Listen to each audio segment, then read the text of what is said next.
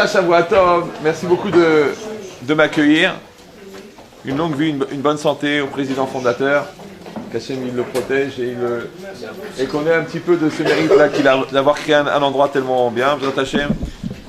Alors le sujet qui a été choisi, c'est un sujet qui est pas simple, mais on va essayer de le prendre avec intelligence et légèreté pour qu'il soit abordable pour chacun. C'est écrit dans Daniel, le prophète Daniel. Veraiti ani Daniel evadi et tamar'e, ve'anashim asher hayu imi l'ora'u tamar'e. Daniel il dit, moi seul j'ai eu la vision. Donc imagine Daniel le prophète, il est avec des gens, il a une vision, il voit quelque chose, et lui a vu ce qu'il a vu, les gens qui étaient avec lui n'ont pas vu. Ve'lora'u tamar'e, il dit, aval charada gdola nafla alehem, mais une grande peur est tombée sur eux, et ils se sont enfuis. Alors la Gemara elle demande dans Megillah Daf Gimel, elle dit, ve'chi me'achar shelo chazu, ma'ita amai ba'itu. Puisqu'ils n'ont pas vu, pourquoi est-ce qu'ils ont eu peur? C'est bizarre. Lui, il a vu, mais il n'a pas eu peur. Eux, ils n'ont pas vu, mais ils ont eu peur.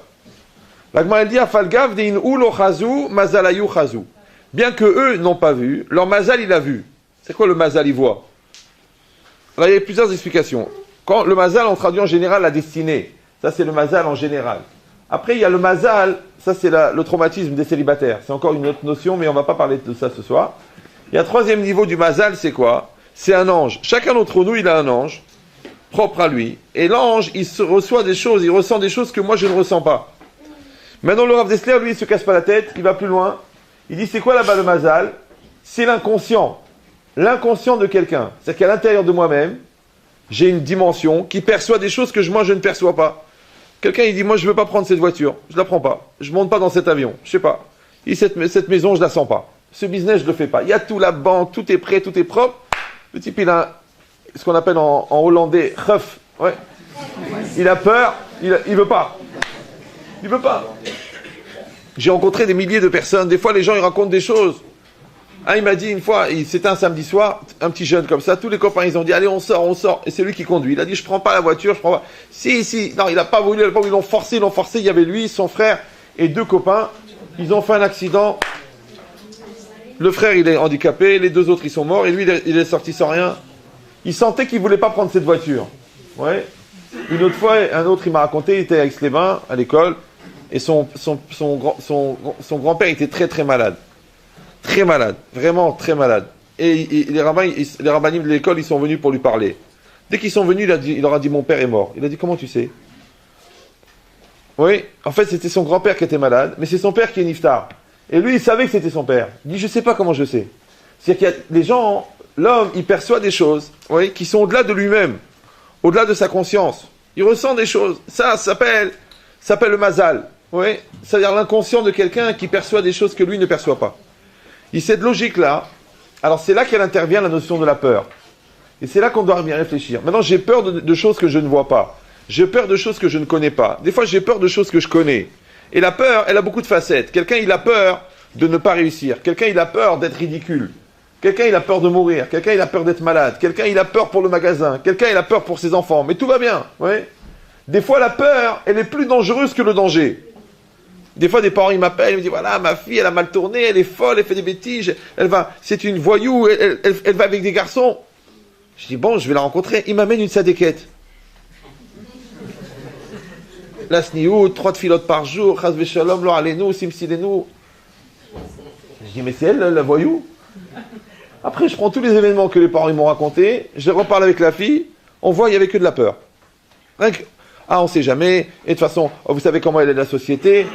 J'ai dit aux parents, votre peur, elle est plus dangereuse que le danger. Pourquoi? Parce que la crainte, elle crée l'hypocrisie. Mais la confiance, elle crée la confiance. Maintenant, c'est difficile de donner la confiance à quelqu'un quand toi-même tu n'as pas confiance. Maintenant, l'enfant, quand il sent que tu n'as pas confiance en lui, il n'a pas confiance en lui. Parce qu'il sent que tu n'as pas confiance en lui. Maintenant, pourquoi toi tu n'as pas confiance en lui? Parce que tu n'as pas confiance en toi. Parce que lui, à sa place, tu l'aurais fait la bêtise. Maintenant, lui, quand il voit que tu n'as pas confiance en lui, il n'a pas confiance en toi, parce que toi, tu n'as pas confiance en toi, donc lui, il sent que tu n'as pas confiance en toi. Ça lui fait perdre la confiance en lui. C'est un effet miroir. C'est comme un miroir. Je ne sais pas si vous avez l'occasion d'utiliser un miroir, mais en règle générale, quand vous vous mettez devant un miroir, la personne qui est dans le reflet, c'est souvent la personne qui est devant le miroir. C'est une constatation qui se vérifie statistiquement. Oui, souvent la personne qui est dans le reflet, c'est la personne qui est devant le miroir. Oui, non? Oui? Ça vous semble évident? C'est pas évident. Il y a des gens, quand ils se regardent dans le miroir, ils voient leur père. Parce qu'ils n'ont pas coupé le cordon ombilical. Oui? Celui-là, il voit sa femme. Celui-là, il voit son fils. Parce que c'est la source de tous ses soucis. Des fois, sur le miroir, tu vois deux personnes. Toi et ta femme. Après, des fois, dans le miroir de ta femme, tu te vois toi. Parce qu'il y a une facette de toi qui ne va apparaître que grâce à ta femme. Il y a une facette du mari qui ne va apparaître que grâce à la femme, une facette de la femme qui ne va apparaître qu'avec le mari. Maintenant, est-ce qu'on est prêt à se regarder dans le miroir? Dans nos enfants, c'est un miroir de nous. Est-ce qu'on est prêt à se regarder dans ce miroir-là? Les parents, tu peux les repousser, c'est quand même tes parents. Oui. L'autre, il avait honte, il a fait 20 ans d'orthophonie pour enlever son accent marocain. Ça ne sert à rien. Tu es marocain, tu es tunisien, tu es algérien, tu es ce que tu es. Oui, les gens, ils ont honte, ils changent de nom, ça sert à rien. Oui. C'est quoi l'idée? C'est rien qu'une peur. C'est rien qu'une peur. Et si ça se passe mal, et si... Quelqu'un, il a travaillé comme un fou pour préparer l'examen. Il a tellement peur, il fait rien à l'examen. L'autre, il a rien fait. Mais il est tellement sûr de lui, il déchire. Il a pris un sujet, il est tombé sur le bon sujet. L'autre, il a pris tout le programme. Mais il a tellement pas confiance en lui. Quand il est devant la feuille, il a ce qu'on appelle le syndrome de la feuille blanche. Il fait rien. Paralysé. Bloqué. Oui. C'est quoi avec la peur? Mais il n'y a rien. En voiture, c'est pareil. Il y a des gens, ils font tout le temps attention. Mais quand ils arrivent au danger, que l'autre, il brûle le feu, là, il lâche le volant. Ah! Mais non, c'est maintenant qu'il faut tenir le volant. Dans le business, c'est pareil. Ouais, quand tout va bien, alors ils veulent maîtriser. Ils contrôlent le transporteur, ils contrôlent le producteur, ils contrôlent le client, ils contrôlent la banque, ils contrôlent tout le monde. Mais ils n'ont pas besoin. Le transporteur, ça fait 20 ans qu'il est transporteur, il n'a pas besoin de toi. Le fabricant, il fabrique. Ouais, le client, il t'attend. La banque, elle donne l'argent, tout est prêt. Donc le patron, en vérité, il est inutile. La personne la plus inutile dans une boîte, c'est le patron. Sauf quand il y a un problème. Ah, il me téléphone une fois, il m'a dit, Ria, j'ai commandé 200 000 chemises en Chine. Non, je sais plus, c'était pas en Chine, je sais pas où c'était, en Cambodge, je sais pas quoi. Il m'a dit, maintenant, les chemises, elles sont passées à la douane. À la douane, là-bas, c'est l'armée, la douane. Ils ont ouvert un paquet. Maintenant, sur 200 000 chemises, le fabricant, il lui manquait une enveloppe en plastique, il a mis un emballage Lacoste. Il ouvre, il trouve Lacoste. Il dit c'est des faux. Il bloque. Maintenant ici, il a les centrales d'achat qui le bloquent. 10 000 € par jour de retard. Là-bas, il a 200 000 € de marchandises. Il pleut sur les quais, dans les cartons. Il va mourir. Il m'a dit, Ria, qu'est-ce que je fais? Je mange une mezouza, Je dis, Baba, tu prends un billet d'avion, tu prends 10 000 € et tu vas, en cash, et tu vas. Parce qu'il va falloir arroser pour débloquer la marchandise. Il m'a dit, je suis paralysé, je suis paniqué. Je lui ai dit, mais t'es espagnol. Il m'a dit, pourquoi? Parce que l'espagnol, il panique, c'est connu. D'accord. Mais c'est maintenant que ton rôle de patron, il vient. C'est maintenant qu'il faut être le patron. C'est maintenant. Il me dit, mais j'ai peur. Je dis, mais si à peur, au moment où on a besoin de toi. T'as compris ou non? C'est pareil. Une fois, lo alenu, lo alechem. Alors un enfant, à moi, vous savez, ils ont des jeux bizarres quand ils sont petits. Il y avait la sœur de 3 ans et demi et le garçon de 1 an et demi. Alors c'était quoi le jeu? Un, il mettait le doigt derrière la porte et l'autre, il claque la porte. C'est des jeux comme ça, bon, il faut apprécier. Alors, bien sûr, au bout d'une fois, 2 fois, 3 fois, la 4e fois, tac, la phalange. Alors maintenant, moi, j'étais en train de finir la prière et lui, il rentre en priant. Et je vois la phalange comme ça, accrochée avec la peau. Détendez-vous. Alors, ils font, oh, ah, d'accord. Alors qu'est-ce que je fais? Je prends un comment ça s'appelle? Un coton propre, là. Je mets, pas un coton, ça s'appelle des trucs pour une compresse propre, je l'ouvre, je la mets le main comme ça, je ferme, j'attrape, je dis à ma femme, je prends le bébé, je dis maintenant on va à l'hôpital. Moi j'ai pas le permis. C'est elle qui conduit. Même quand on va pour accoucher, elle conduit, moi je fais pour que les gens ils nous laissent passer. Bon, il n'y a que la barbe qui choque un peu, mais. Alors, et ma femme elle me dit, bon, qu'est-ce qu'il y a? Je lui dis, non, il n'y a rien, on va à l'hôpital. Elle me dit, mais quoi, t'as pas confiance en moi? Non, je dis, viens, on va. Maintenant, je sais que c'est elle qui conduit. On arrive là-bas, moi je tiens toujours le doigt. Elle me dit, alors je peux voir. Alors je dis au chirurgien, c'est bon. Elle me dit, oui, c'est bon. Je lui montre, elle s'évanouit. Pourquoi? Parce que c'est un choc. Tu vois le doigt qui bloque comme ça, un petit bébé. Alors, c'est pas le moment de s'évanouir. C'est qui va conduire maintenant? Le petit, il va conduire. Ouais. Tu dis, moi, j'ai pas eu peur. Bien sûr, j'ai eu peur. Mais seulement, J'avais peur, je pouvais avoir peur, mais c'est un luxe que je ne pouvais pas assumer. Je vais m'asseoir par terre, je vais dire, Hachem, maintenant il faut y aller, papa, il faut y aller. Là, tu prends et tu vas. Si c'est pas capable, c'est difficile, c'est douloureux, c'est comme ça. C'est comme si tu vas accoucher avec la péridurale et il n'y a pas l'anesthésie. Il n'est pas là, l'anesthésie, il est parti en vacances. Et toi, tu répètes la bracha, Baruch, Ata, Hachem, Boré, péridurale, ça sert à rien. Ouais. Il n'y a pas. Le médecin, il n'est pas là. Tu dis, mais je vais accoucher sans péridurale. Ouais, ça fait 3500 ans qu'ils accouchent sans péridurale. Toi aussi, tu vas accoucher. Maintenant, ta peur d'avoir mal, elle est plus dangereuse que l'absence de péridurale. Vous me suivez ou non? C'est comme la banque, elle a refusé le prêt. Eh ben, tu vas acheter. Tu dis, mais comment je vais faire? Tu vas le faire. Mais si tu dis, je pourrais pas, ça marche pas. Et un refus de prêt, 2 refus de prêt, 3 refus de prêt, alouette. Pourquoi? Rien que la peur. Donc, il faut bien comprendre comment elle fonctionne, cette peur, comme la peur de la douleur. Vous savez, il y a des gens, il y a un traumatisme très connu qui s'appelle le dentiste. Oui. Il y en a, ils ont peur déjà quand ils voient le carton. Mercredi à 19h, ils ont peur. Dans l'escalier, ils ont peur. Ils sentent l'odeur. Ça y est, ça va être la mort. Ouais. Dans la salle d'attente, ils entendent l'autre à côté. Ah. Quand ils s'assoient sur le siège, ils sont à la limite du coma. Limite. Ouais. Après, quand il approche la fraise, il regarde, il dit, vous n'êtes pas un descendant de Mengele? Ouais. Alors quand il le touche, maintenant. Mais là encore, le médecin, il dit, je ne vous ai pas touché. J'ai même pas fait la piqûre. Déjà la peur. C'est que les gens, ils n'ont pas peur. Les gens, ils ont peur d'avoir peur. Il y en a même qui ont peur d'avoir mal. La peur du 5e niveau. Alors ça, c'est quoi l'idée? Regardez comment il explique le Rav Dessler. Un mot très simple. Et bon, Hachem très profond. On va prendre 1h15 pour essayer de comprendre ce qu'il a dit.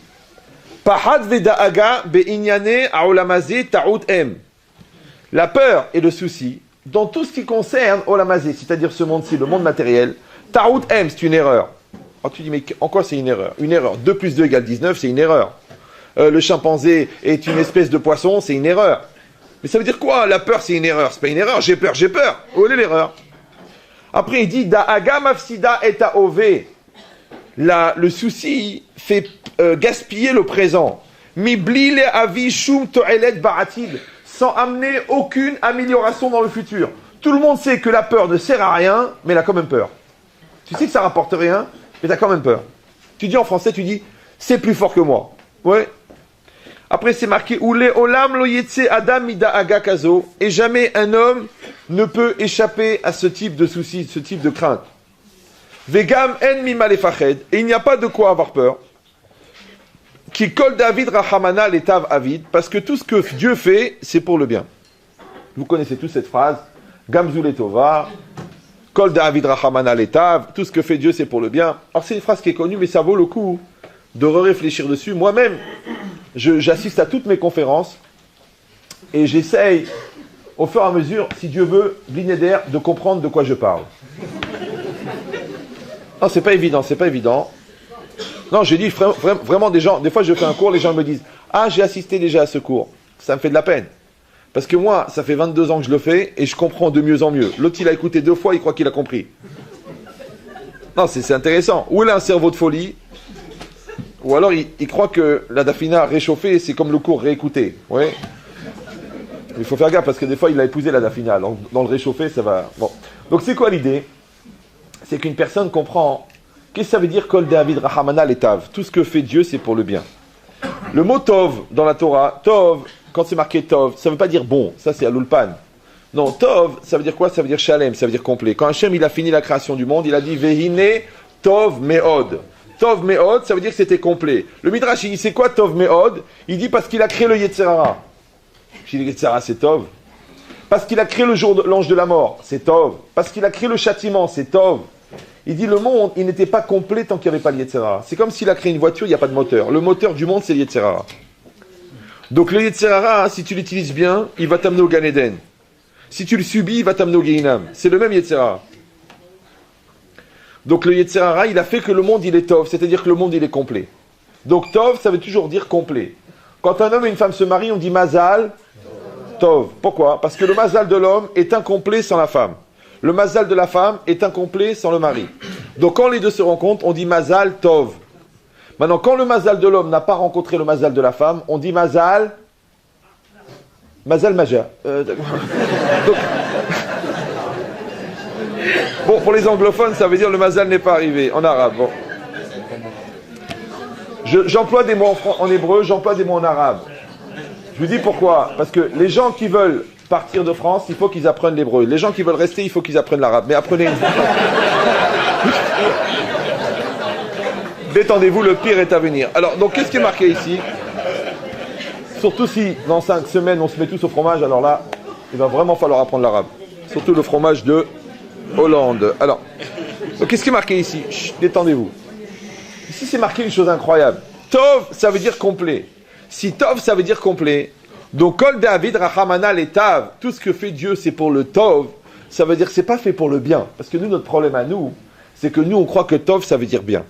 Nous, on croit que le Tov, ça veut dire ce qu'on apprécie, ce qui nous fait plaisir. Mais dans la vie, il n'y a pas que des choses qui te font plaisir. Des fois, la vie, ça va bien. Des fois, ça va moins bien. Des fois, ça va très moins bien. Ouais, il y a des naissances, il y a des morts, il y a des maladies, il y a des gains d'argent, il y a des pertes d'argent. Maintenant, les gens qui veulent la vie seulement le bien, alors eux, ils ont des surprises. Maintenant, le problème, c'est que plus tu veux voir que le bien, de manière illusoire, de manière légère, de manière superficielle, ça crée une espèce de sommeil. Or, le sommeil, il est dangereux. Pourquoi? Parce qu'on dit que la violence du réveil dépend de la profondeur du sommeil. Maintenant, tu dors profondément. On te dit, ta femme, elle s'habille mal. Ta femme, elle parle avec des gens bizarres. Ta femme, elle rigole. Ta femme, elle se balade avec un truc, comment ça s'appelle Non, un servez-vous. Ouais, d'accord. Et toi, tu dis, mais ça va pas, Hazve Shalom. Tu vois le mal partout. Tu vois que maintenant, elle est sur Facebook. Elle a 54 000 copains, tous du sexe masculin. Et toi, tu dis, mais vous voyez le mal. Et un jour maintenant, elle t'annonce, elle te dit, je te quitte. Je pars avec je sais pas qui. Et toi, tu tombes des nues. Pourquoi tu tombes des nues? Parce que tu dors. Ah, il est venu chez moi. Il m'a dit, une femme, elle est venue. Elle m'a dit, Rabbi Chetri, j'ai un problème. Je dis, c'est quoi votre problème? Elle m'a dit, mon mari, comment ça s'appelle, est chef d'un groupe de salons de coiffure. Ils ont à peu près une vingtaine de salons. Ils ont d'autres copains. En tout, ils ont à peu près 30-35 salons. Et ils doivent partir en voyage, en croisière. D'accord? Pourquoi? Elle m'a dit, voilà, parce que pour l'année prochaine, ils doivent sélectionner celles qui vont, les coiffeuses qui vont devenir chefs de salon. J'ai dit, comment ça se passe? Il m'a dit, ils partent 2 semaines sur un bateau. Eux, ils sont 3 hommes. C'est les 3 chefs de tous les salons. Il y a 97 coiffeuses sélectionnées selon leur valeur morale. Ils vont être sur le bateau pendant 2 semaines. Et là-bas, ils vont les sélectionner une par une pour voir qui c'est qui peut être chef de salon. Je dis, c'est quoi votre problème? Elle me dit, mon problème, c'est comment ils vont faire pour le Shabbat. J'ai dit, madame, mais c'est quoi votre problème? Elle m'a dit, le bateau, il va avancer pendant Shabbat. J'ai dit, votre mari, il va être enfermé pendant 2 semaines sur l'île de la Tentation. Et votre problème, c'est Shabbat. Je ne sais pas si vous me comprenez. Ça veut dire qu'elle est atteinte d'une maladie très très grave, malheureusement, qui est peu soignée, qui s'appelle la NIA. Alors il y a des gens, quand il faudrait avoir peur, ils n'ont pas peur. Ouais, quand il ne faut pas avoir peur, ils ont peur. C'est un problème. Ouais. Mais ça vient de quoi ça? Comment ça fonctionne? Alors il dit ça c'est très important. Il dit, quand on a dit Tov, Tov ça veut dire complet. Ça veut dire quoi? Ça veut dire que je dois avoir la Emouna, et c'est très important que quelqu'un, il ait la croyance en Dieu. Ouais, sinon, il vaut mieux qu'il habite un étage élevé. Mais quand quelqu'un, il a la Emouna, c'est-à-dire qu'il accepte que la réalité qui est en face de lui, elle est adaptée à lui. C'est ça la Emouna, il n'y a pas d'erreur. C'est ta femme, c'est ton mari, c'est tes enfants, c'est ton corps, c'est ta parnassa. Ce que tu gagnes aujourd'hui, c'est ce que tu dois gagner aujourd'hui. Ah, mais j'aurais pu gagner mieux. Il y a des époques où j'ai gagné mieux, j'ai gagné moins, elle me plaît plus, elle a changé, elle a grossi, c'est ta femme. Même le maire, quand vous voulez te marier, vous vous rappelez le maire Goy, pourtant qui n'était pas un prophète, il a dit, vous êtes mariés pour le meilleur et pour sa mère. D'accord, tout est... C'est un package. Il faut bien expliquer aux jeunes gens que quand ils se marient, ils épousent la belle-mère aussi. C'est un package. Donc c'est quoi l'idée? On ne peut pas échapper, c'est très rare. Donc c'est quoi l'idée? Bon, pourquoi est-ce que la belle-mère c'est le pire? C'est toute une conférence, donc je ne veux pas rentrer dans ce sujet. Surtout que la porte est trop près des femmes, donc je fais attention. Donc c'est quoi l'idée? C'est très important. Si Tov, ça veut dire complet, Ça veut dire que j'accepte que la réalité qui est devant moi, elle fait en fin de compte pour me compléter. Kol David Rahamana Letav, ça veut dire que tout ce que fait Dieu, c'est pour me compléter, c'est pas pour me faire plaisir. Le bon Dieu n'est pas un prestataire de service. Je ne suis pas content, c'est parce que j'attendais, ça va trop vite, il est mort trop jeune, il est mort trop vieux. Tout le monde meurt le jour de sa mort. C'est comme ça. Maintenant, les gens, ils sont angoissés. Mais c'est pas normal. Il est mort à 20 ans, il est mort à 30 ans, il est mort à 40 ans. Celui qui meurt à 20 ans, celui qui a 20 ans, on lui dit jusqu'à 120 ans. Celui qui a 40 ans, lui dit jusqu'à 120 ans. Alors, celui qui a 120 ans, lui dit à ce soir.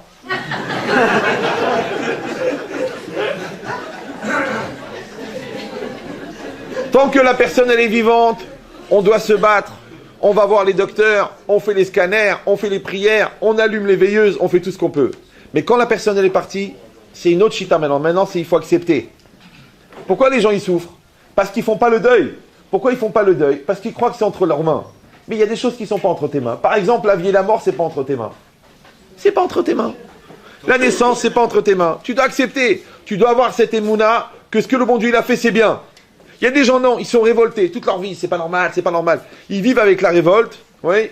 Ils ont une vie aigre. D'ailleurs, ils deviennent des cornichons puisque c'est connu que les cornichons se conservent dans le vinaigre. D'accord. Donc c'est quoi l'idée? Ouais. Qu'il y a cette souffrance, mais cette souffrance, elle sert à rien. C'est la plus grande souffrance qui existe. C'est une maladie d'ailleurs, malheureusement, très malsaine, qui s'appelle le PDT, en anglais, PDT. Il y a des médecins dans la salle? Oui. Vous êtes sûr qu'il y a des juifs? Donc le PDT. Normalement, il doit y avoir des médecins et des commerçants. Je ne sais pas, sinon il faut envisager la conversion. Donc PDT, d'accord. C'est quoi PDT en anglais? PDT. PDT. Prise de tête, bravo. Ah, il y a quand même des gens qui suivent ou des redoublants, je ne sais pas. C'est la prise de tête, mais ça aurait pu être aussi la perte de temps ou la pomme de terre. Mais c'est normal, parce que les gens qui font la prise de tête, ils font souvent de la perte de temps et ils ont la tête comme une patate. C'est logique, d'accord? Mais ne croyez pas que c'est une blague. La plus grave maladie, c'est la prise de tête. Tu te prends la tête maintenant. Oui. Comment ça va se passer? Comment ça va se passer? Comment ça va se passer? Ça va se passer comme ça va se passer. Maintenant, toi, tu prépares bien, et après, ça va se passer comme ça va se passer. Et si ça ne se passe pas, ça va se passer comme ça va se passer. On ne sait jamais. Après, c'est passé, il dit. Et est-ce que ça s'est bien passé? Est-ce que ça n'aurait pas pu mieux se passer? Mais c'est passé. Oui, l'autre, il n'a rien maintenant. J'ai une douleur. Alors, fais une radio. J'ai une douleur. Ah, fais un scanner. J'ai peur. Et on ne sait pas. Et qu'est-ce que je vais trouver? Mais tu es en train de le faire, le cancer. C'est toi qui es en train de le faire, tout seul. Tous les jours, tu lui injectes de la rhumma. Mais c'est la rhumma, oui. La rhumma, c'est une grave maladie qui provoque ce qu'on appelle le rhumatisme. D'accord? C'est des gens eux-mêmes qui se rendent malades. Parce qu'on ne sait jamais, tu ne te rends pas compte, et ça peut arriver, et il y en a qui en meurent, mais on meurt de tout. C'est pas la peine d'aller à la gare, il y en a qui glissent du trottoir, 23 cm. On voit sur son visage qu'il a compris. Chiffre halo. C'est fini. L'autre, il a fait un accident, l'autre, il a été à la guerre, il y a des bombardements, des trucs, il n'a rien. Ouais. L'autre, il était caché au fond de la cage, au fond de la cave, au fond. La balle, elle a tapé sur un mur, elle a rebondi sur un poteau, elle a rebondi sur la plaque d'égout, elle est rentrée dans la fenêtre du sous-sol, elle a tapé sur une casserole, elle a tapé sur un tuyau, elle est arrivée entre les deux yeux. Il était au fond de l'abri. L'autre, il était en plein milieu des bombardements, tout le monde est mort, et lui, il compte ses membres, il a tout. Comme a dit Confucius, Coloardo Mazzalo.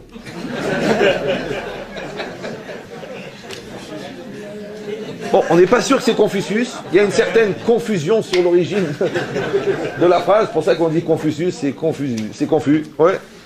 Mais c'est quoi l'idée? L'idée, c'est très important. C'est que la racine de la peur, c'est la personne elle-même.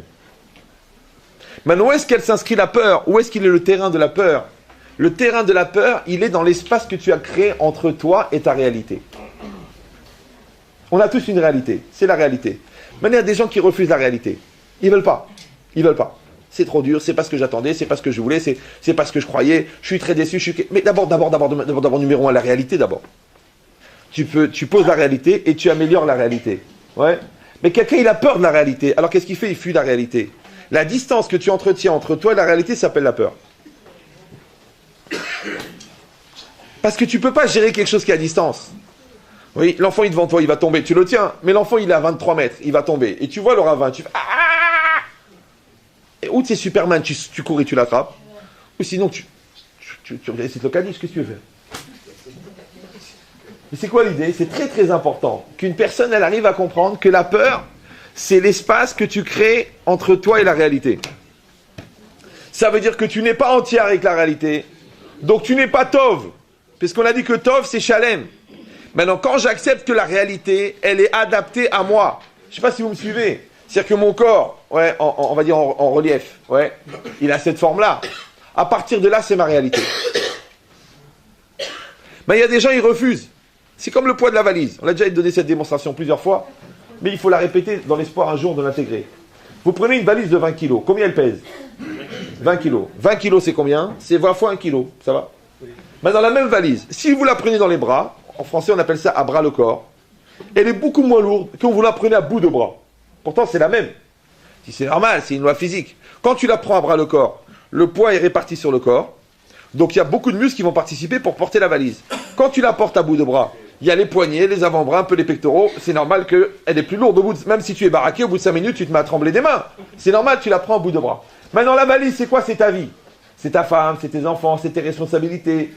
Maintenant, si tu prends ta vie à bras le corps, tu la prends. Voilà, tu vas assumer maintenant ton travail. Tu vas assumer ton couple. Tu vas assumer ta parnassa. Tu vas assumer tes avérotes. Tu les prends. Donc maintenant, le poids est réparti à l'intérieur du corps. Donc c'est beaucoup moins lourd.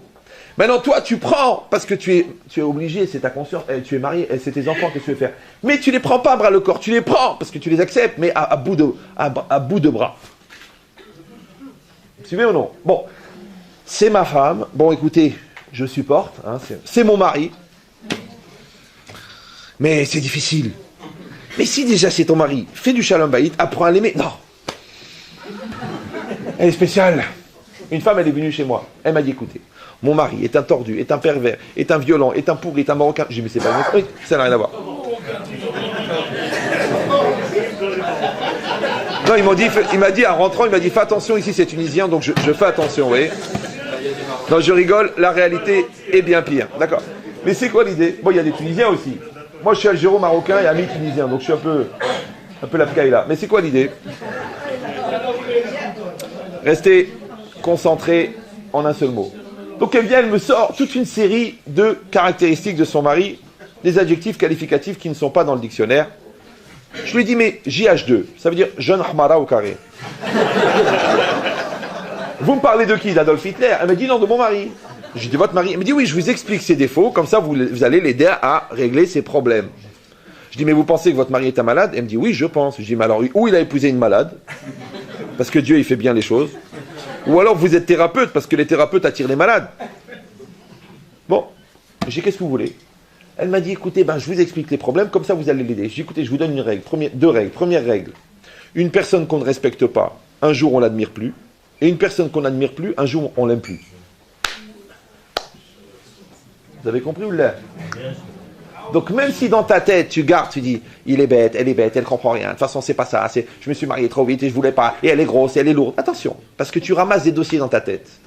Un jour l'armoire elle va être pleine, et quand elle va être pleine de lourdeur, c'est ce qu'il va faire le bon Dieu, ou le Yetzirara, il va t'envoyer en face exactement le contraire. L'Amzienne. Je peux pas vous dire son nom, ça serait du Lachon Hara, je vais vous dire juste son prénom, elle s'appelle Mzroba, elle est très connue, d'accord? Il va t'envoyer exactement le contraire. Ta femme, elle manque d'attention et va t'envoyer une secrétaire attentionnée. Ta femme, elle a trop maigri, va t'envoyer... Ton mari, maintenant, il manque de finesse, elle va t'envoyer un poète. Le Yetzirara, il t'envoie exactement ce dont tu as besoin. C'est normal puisque c'est lui, puisque c'est toi qui l'as fabriqué. C'est comme une bouteille d'1,5 litre. Il y a combien dedans?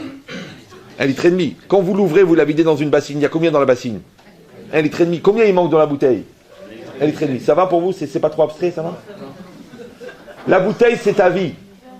La bouteille, c'est toi. La bassine, c'est ta vie. Ce que tu trouves dans ta vie, c'est exactement l'expression de ce que tu contiens ou de ce que tu contenais.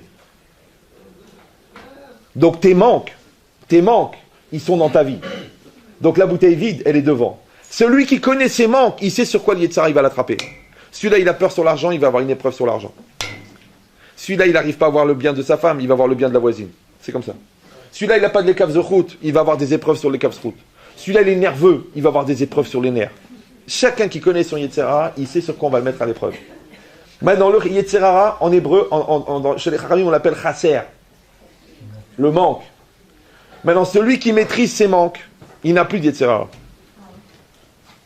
Maintenant, l'expression du Yetzer Hara s'appelle chisaron. Et le chisaron, c'est le chet, c'est la faute. Et la fin du Yetzer Hara, c'est le Gehinam. Comment on appelle le Gehinam dans le langage des Chachamim? Mais je ne parle pas de la traduction. Est-ce que j'ai une tête à demander un truc? Bon. Ça s'appelle Olam HaChisaron, le monde du manque. Les gens, ils se demandent, c'est quoi le Gehinam? Le Gehinam, c'est simple. C'est comme un drogué qui arrive dans un endroit où il n'y a pas de drogue.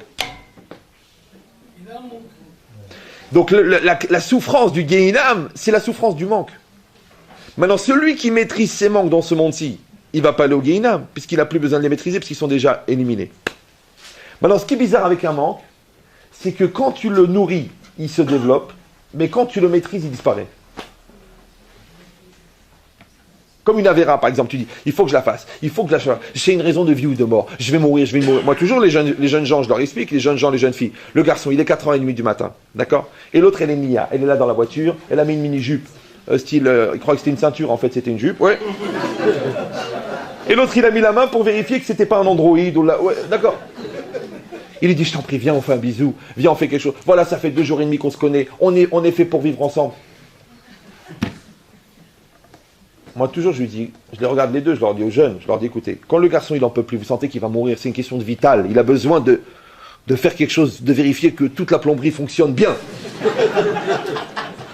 Vous le regardez dans les yeux, et vous dites au nom du Rav Ben Chetrit, crève.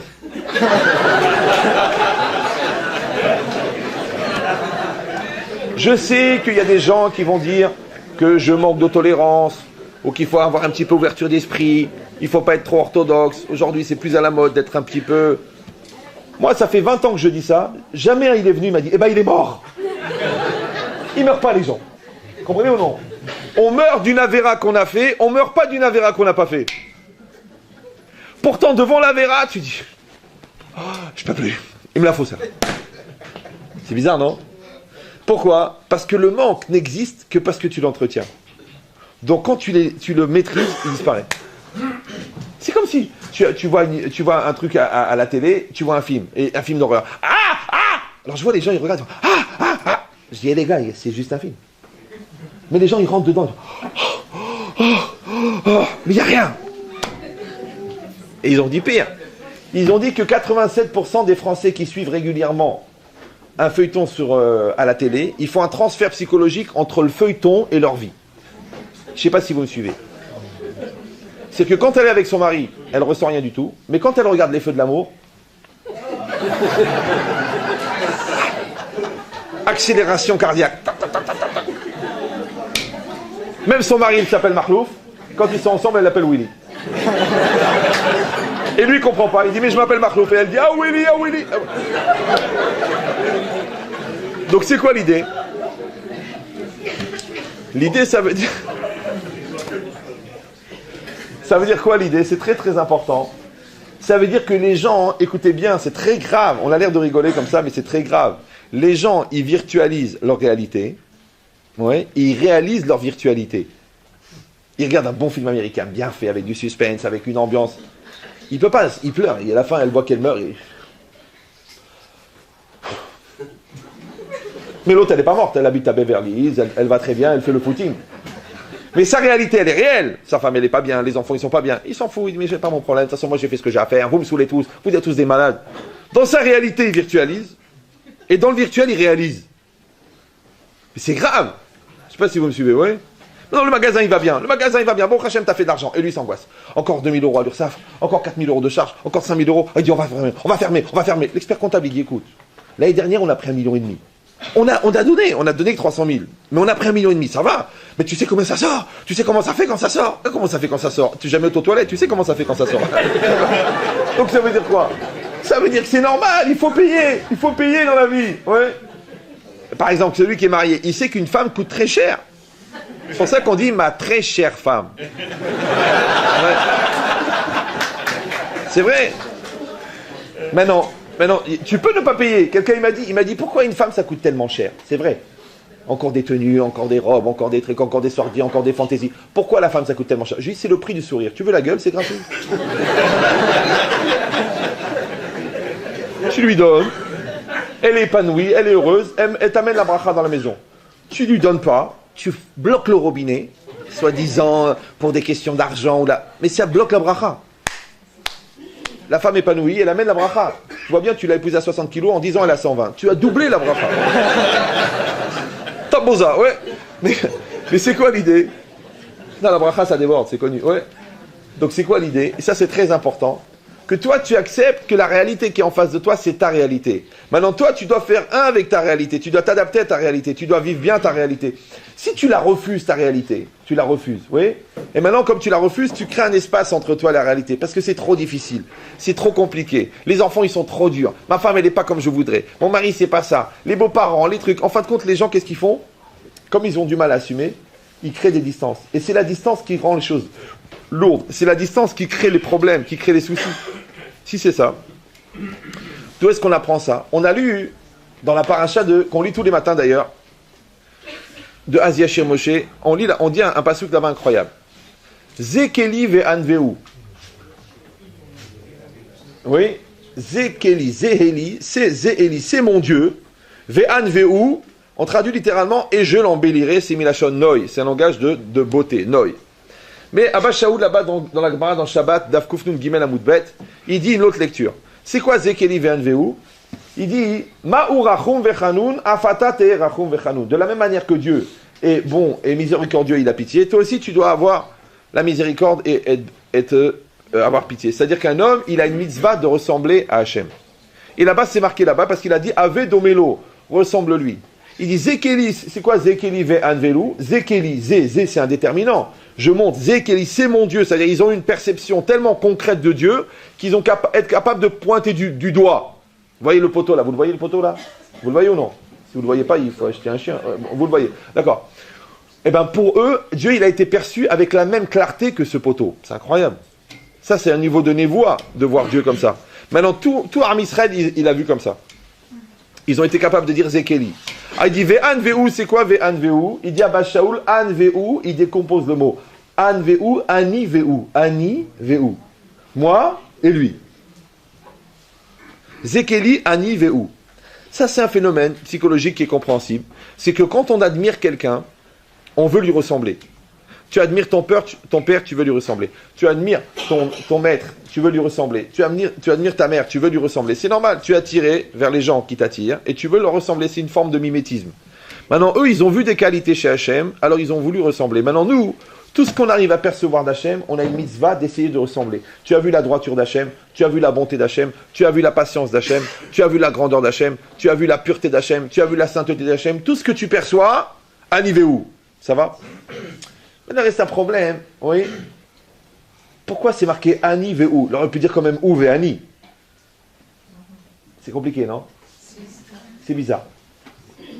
Pourquoi il a dit moi et lui? Il a dit lui et moi. Quand même un petit peu la ranava. Ouais. Alors je vous dis la logique c'est quoi? C'est un peu compliqué mais c'est pas grave, on va essayer de le faire ensemble. C'est quoi Ani Veu? C'est-à-dire que le monde en vérité, dans le monde il y a quoi? Les gens ils croient dans le monde... Tu sais, dans le monde, il y a la nature. D'ailleurs, la science l'explique très bien. Il y a les phénomènes, il y a la galaxie. Il y a les phénomènes économiques. Il y a des courants poétiques. Il y a des inversions de température. Il y a les ions positifs, les ions négatifs. Il y a les influences du regard. Il y a les ondes gamma. Il y a France Inter. Il y a beaucoup de choses dans le monde. Ils ont compris, ils ont dit non, c'est faux. Pourquoi? Quand la mer s'est ouverte, ils ont dit mais je comprends pas. La mer, c'est imperturbable. C'est la mer, c'est la mer. D'ailleurs, tout le monde sait quand on est dans la mer. Ouais. Mais là, la mer s'est ouverte en 12, pas en 1. En 1, tu dis, il y avait du vent. En 12, c'est embrouillé comme au niveau météo. Donc la mer s'est ouverte, ça veut dire que Dieu, il maîtrise la nature. Donc la nature, c'est qui? C'est Dieu. Après, ils ont dit, la plus grande civilisation, c'était qui? C'était les Égyptiens. Maintenant, ils sont tous par terre morts. Qui c'est qui maîtrise la civilisation? C'est Dieu. Celui qui maîtrise la civilisation, il écrit l'histoire. Donc c'est qui maîtrise l'histoire? Dieu. Toutes les idoles d'Égypte, elles étaient fracassées, sont tombées par terre. Donc qui c'est qui maîtrise la spiritualité? Dieu. Donc en fin de compte, dans le monde, il n'y a que Dieu. Il y a Dieu, virgule, Dieu, virgule, Dieu, virgule, Dieu, virgule, Dieu. Ça c'est où? Donc la nature, c'est Dieu. L'histoire, c'est Dieu. Tout c'est Dieu. Toute la réalité, c'est Dieu. C'est ça où? Maintenant, quelqu'un, il va accepter que Dieu, c'est la réalité. Maintenant, les gens disent, non. Il y a la réalité, d'accord? Il y a l'atome, il y a la matière, il y a l'énergie, et il y a Dieu. Non, non, non, non, non, parce que c'est quoi la nature? C'est de la matière. La matière, c'est quoi? C'est de l'énergie. L'énergie, c'est quoi? L'énergie. E égale MC2. Tout le monde connaît cette recette de Einstein. Ouais. E égale MC2. Il dit non, non, l'énergie dont parle Einstein, il dit le Rav Munk, c'est la volonté d'Hachem. C'est-à-dire qu'Hachem, il a exprimé sa volonté. La volonté de Dieu dans le monde, c'est l'énergie. Maintenant, il y a deux formes d'énergie. Il y a une énergie naturelle, on va dire de base, et une énergie structurante. L'énergie structurante, c'est la structure énergétique de la matière. C'est ce qui donne la forme à la matière. Et l'énergie de base, c'est ce que Dieu il a créé au départ. Maintenant, au départ, Dieu a créé une masse d'énergie, une masse de molécules, et après, il n'a plus changé.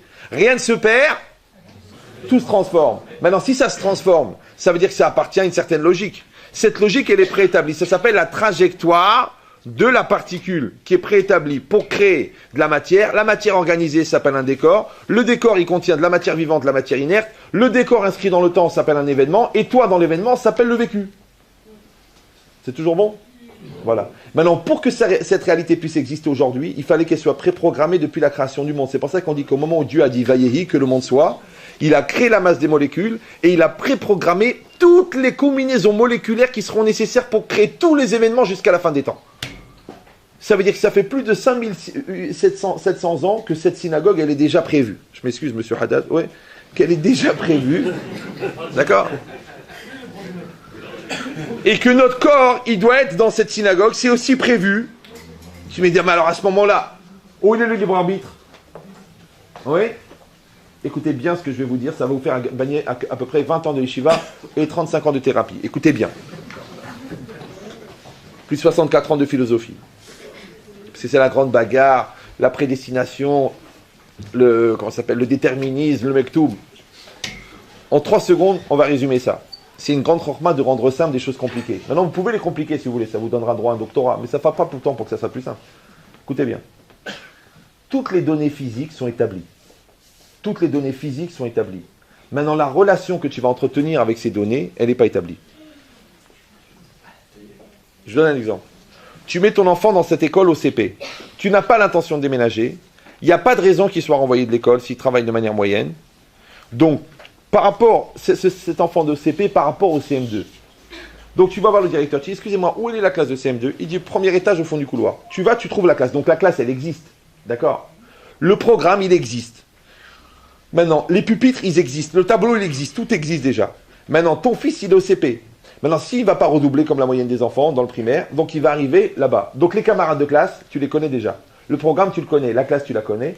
Maintenant, tu peux même calculer combien il va utiliser de cahiers selon la taille de son écriture. Combien il va utiliser de stylos. Tu peux même calculer la scoliose qu'il va atteindre sur le côté droit du fait du poids qu'il va porter sur le côté gauche. Tu peux tout calculer sur un enfant de CP par rapport au même enfant en CM2. Pourtant, on est 4 ou 5 ans avant. Ça va ou non? Il y a une seule chose que tu peux savoir. Tu ne peux pas savoir, c'est quoi? Est-ce qu'il va glander ou est-ce qu'il va travailler? Vous suivez ou non? C'est pareil. Il y en a, ils ont tout pourri sur le mariage. Mais ils se sont pourris la vie avec des lourdeurs. Ils ont divorcé. Tu dis, mais c'est pas possible. Mais ils ont tout pour être heureux. Ils sont beaux, ils sont bronzés. C'est déjà un signe d'intelligence. Oui.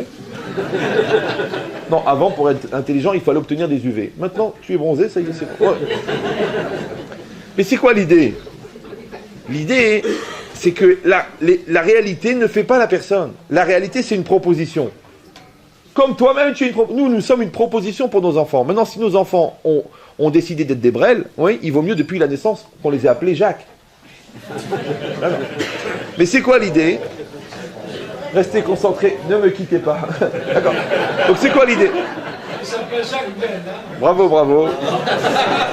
On remercie Rachid et Tospot. Donc qu'est-ce qui est marqué ici? Ici, c'est marqué une chose très importante.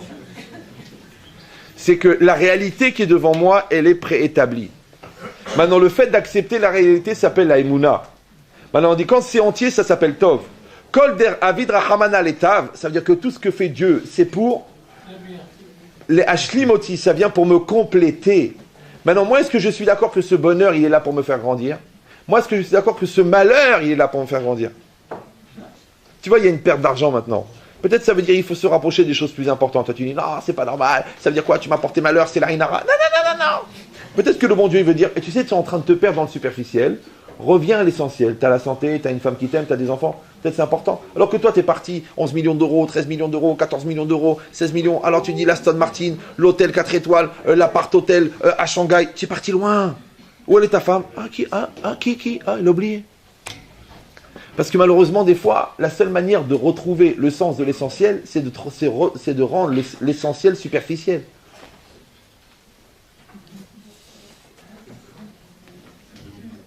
Parce que dans la vie, quand tu fixes l'essentiel, tu fixes le superficiel. Des fois, les gens, ils ont mis l'essentiel tellement loin que le superficiel, il est devenu essentiel.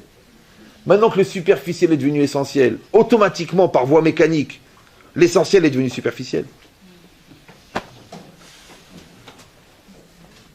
Le problème, c'est que le Yetzirah, il fait ça. Il rend l'essentiel le superficiel, ouais. Et après, qu'est-ce qu'il fait? Il fait que tu dégages l'essentiel. Après que tu as cassé l'essentiel, il te reste quoi? Il te reste le superficiel. Après, tu dis, mais à quoi ça sert tout ça? Ah, ça a pour toi. Donc, ça veut dire qu'il ne faut jamais perdre le sens de l'essentiel. Qu'est-ce qui est important? Pourquoi on s'est marié? À quoi ça sert les enfants? À quoi ça sert la Torah? À quoi ça... N'oublie jamais. Si tu oublies, parce que sous prétexte que Hachem t'a envoyé la bracha, tu oublies maintenant, tu dis non, mais moi je ne joue plus dans cette cour, mais qu'est-ce que je vais aller faire dans cette synagogue? Mais là, il y a du émet, il y a de la vérité. Tu dis non, moi je vais ailleurs, je vais avec des gens qui gagnent, on parle d'argent. Mais va à l'hôtel, pourquoi tu vas à la synagogue? Comprenez ou non? Genre maintenant, ils snobent. Mais attention, peut-être que là-bas il y a beaucoup, mais il n'y a pas l'essentiel. N'oublie pas l'essentiel. Quand il manque l'essentiel, à quoi ça sert? Maintenant, ça fait 35 ans qu'ils sont mariés. Bah, au Hachem, 35 ans de mariage. Alors la femme, elle dit, oh mon chéri, mon amour, mon cœur. Alors le mari dit, écoute, ma vie, mon bonheur, ma joie. Elle dit, écoute, il faut que je te dise la vérité. Elle dit quoi? Elle dit, merci pour ces 35 ans de mariage. Oh, merci. Merci pour ces 7 bar mitzvot. Merci. Merci pour ces 11 mariages. Merci. Merci d'avoir supporté ma mère pendant 18 ans à la maison. Merci. Merci pour ces milliers de Shabbatot. Merci pour ces Pessars extraordinaires. Merci. Ah, la femme, elle n'en peut plus. Mais enfin, chérie, mais qu'est-ce que ma vie, mon cœur, ma douceur, mon bonheur, mon poème, ma joie. Bon, ça, c'est pour ma frustration, j'en rajoute un peu. Donc, elle dit, mais qu'est-ce que tu veux? Il veut là, mon amour. Je dois te dire la vérité, par souci d'objectivité. Merci pour ces 35 ans de bonheur. Mais je dois te dire une chose. Elle me dit, quoi, ma vie, mon cœur, quoi? Je t'ai jamais aimé.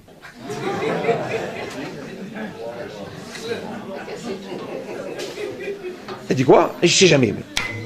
Je dis franchement, je me suis marié, j'ai essayé de t'apprécier, j'ai essayé de voir tes valeurs.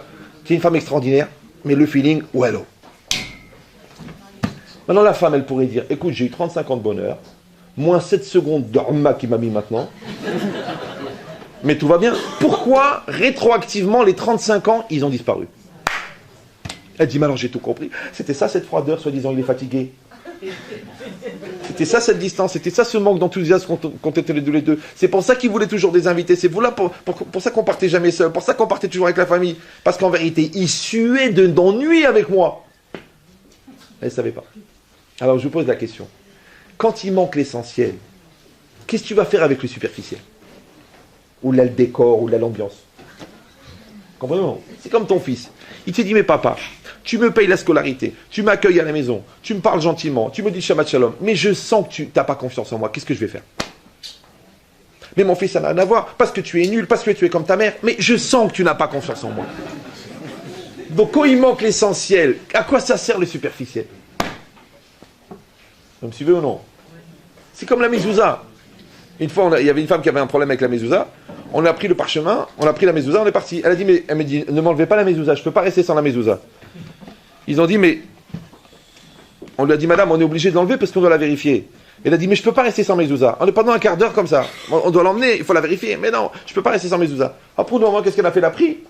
Alors, elle a enlevé le parchemin, elle nous l'a donné. Elle a dit, vous pouvez partir. Elle a mis la mezouza. Elle a dit, ah, maintenant j'ai la mezouza, je suis tranquille. Elle croyait que l'important, c'était la boîte. Mais tout le monde sait que le plus important, c'est ce qu'il y a dans la boîte. C'est un rave italien très connu, le rave... Ravioli, oui. Tout le monde sait. C'est pareil maintenant. Il y a un contenant et un contenu. Oui. Donc là, il y a un couple. Ça, c'est le contenant. Mais ce qu'il y a dedans, c'est le contenu. Là, il y a une relation avec l'enfant. C'est le contenant. Mais le contenu, c'est le lien qui existe. Il y a un business. On fait un business ensemble. Il n'y a pas de problème, il y a beaucoup d'argent. Mais il faut qu'il y ait la confiance. Il n'y a pas la confiance. Maintenant, je ne peux pas travailler avec toi. Mais tu vas gagner, je vais gagner. Non, je me sens mal maintenant. J'ai vu des comptes bizarres, j'ai vu des trucs. Toi, tu me dis que je peux pas te payer. Toi, tu t'achètes une Aston Martin tous les 2 ans. J'ai dit, il y a un malaise là. Non, mais tu comprends, c'est une question de compte, tu comprends rien, t'es pas comptable. Je suis pas comptable, mais je le sens que tu me voles. Quand il n'y a plus la confiance, comment tu veux qu'on travaille ensemble? Cette logique, c'est quoi? C'est que quand il manque l'essentiel, qu'est-ce qu'on va faire avec le superficiel? Maintenant, moi, je ne parle pas par rapport à l'autre. Moi, je parle par rapport à moi-même. Si moi-même, je n'ai pas construit l'essentiel, qu'est-ce que je vais faire avec le superficiel? Les gens, ils disent, grâce à Dieu, j'ai une vie bien remplie, je suis bien occupé. Ouah, un androïde, un robot, ouais. Mais il manque l'essentiel. Une fois, elle vient me dire, il faut que je vous parle. Je dis, qu'est-ce qui se passe? Elle me dit, voilà, le matin, je me lève et je pleure. L'après-midi, je pleure. Le soir, je pleure. La nuit, je pleure. Je dis, mais qu'est-ce qui va pas? Elle dit, je pleure. Alors, j'ai posé une question. Je dis, madame, pourquoi vous vous levez le matin? Elle m'a dit, ben, je me lève, je prépare les goûters, je fais les cartables, j'emmène les enfants, après je reviens, je repasse. Je dis, non. Je vous demande pourquoi vous vous levez.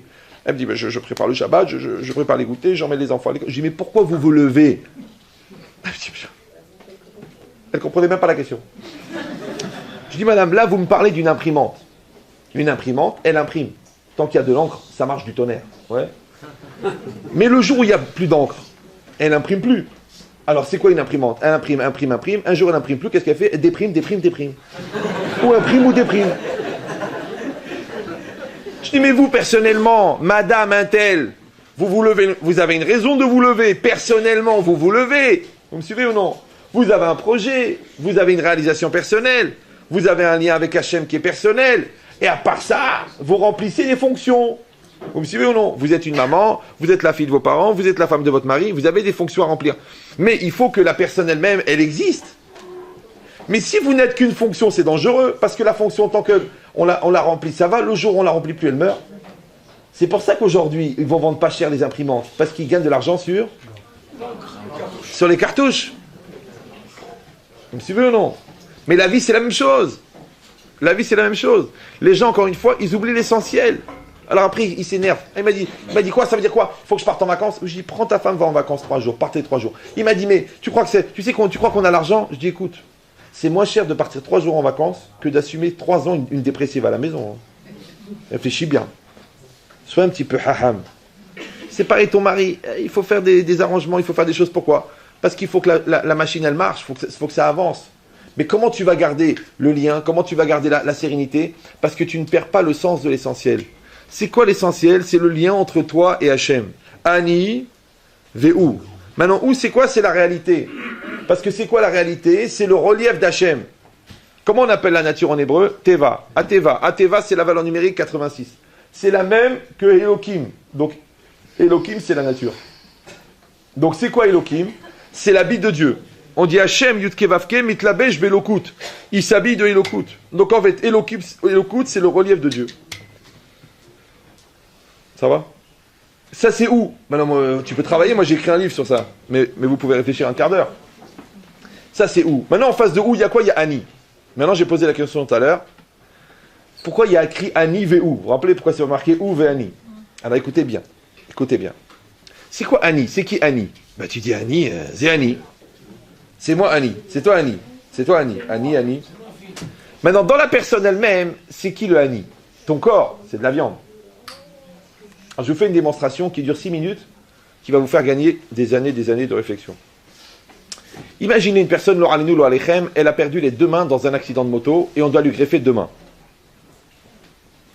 On prend un type qui est mort d'une mort subite, un dérèglement gastrique, ce qu'on appelle une morbide, ouais, et on lui prélève les 2 mains. Et on greffe les 2 mains sur cette personne-là.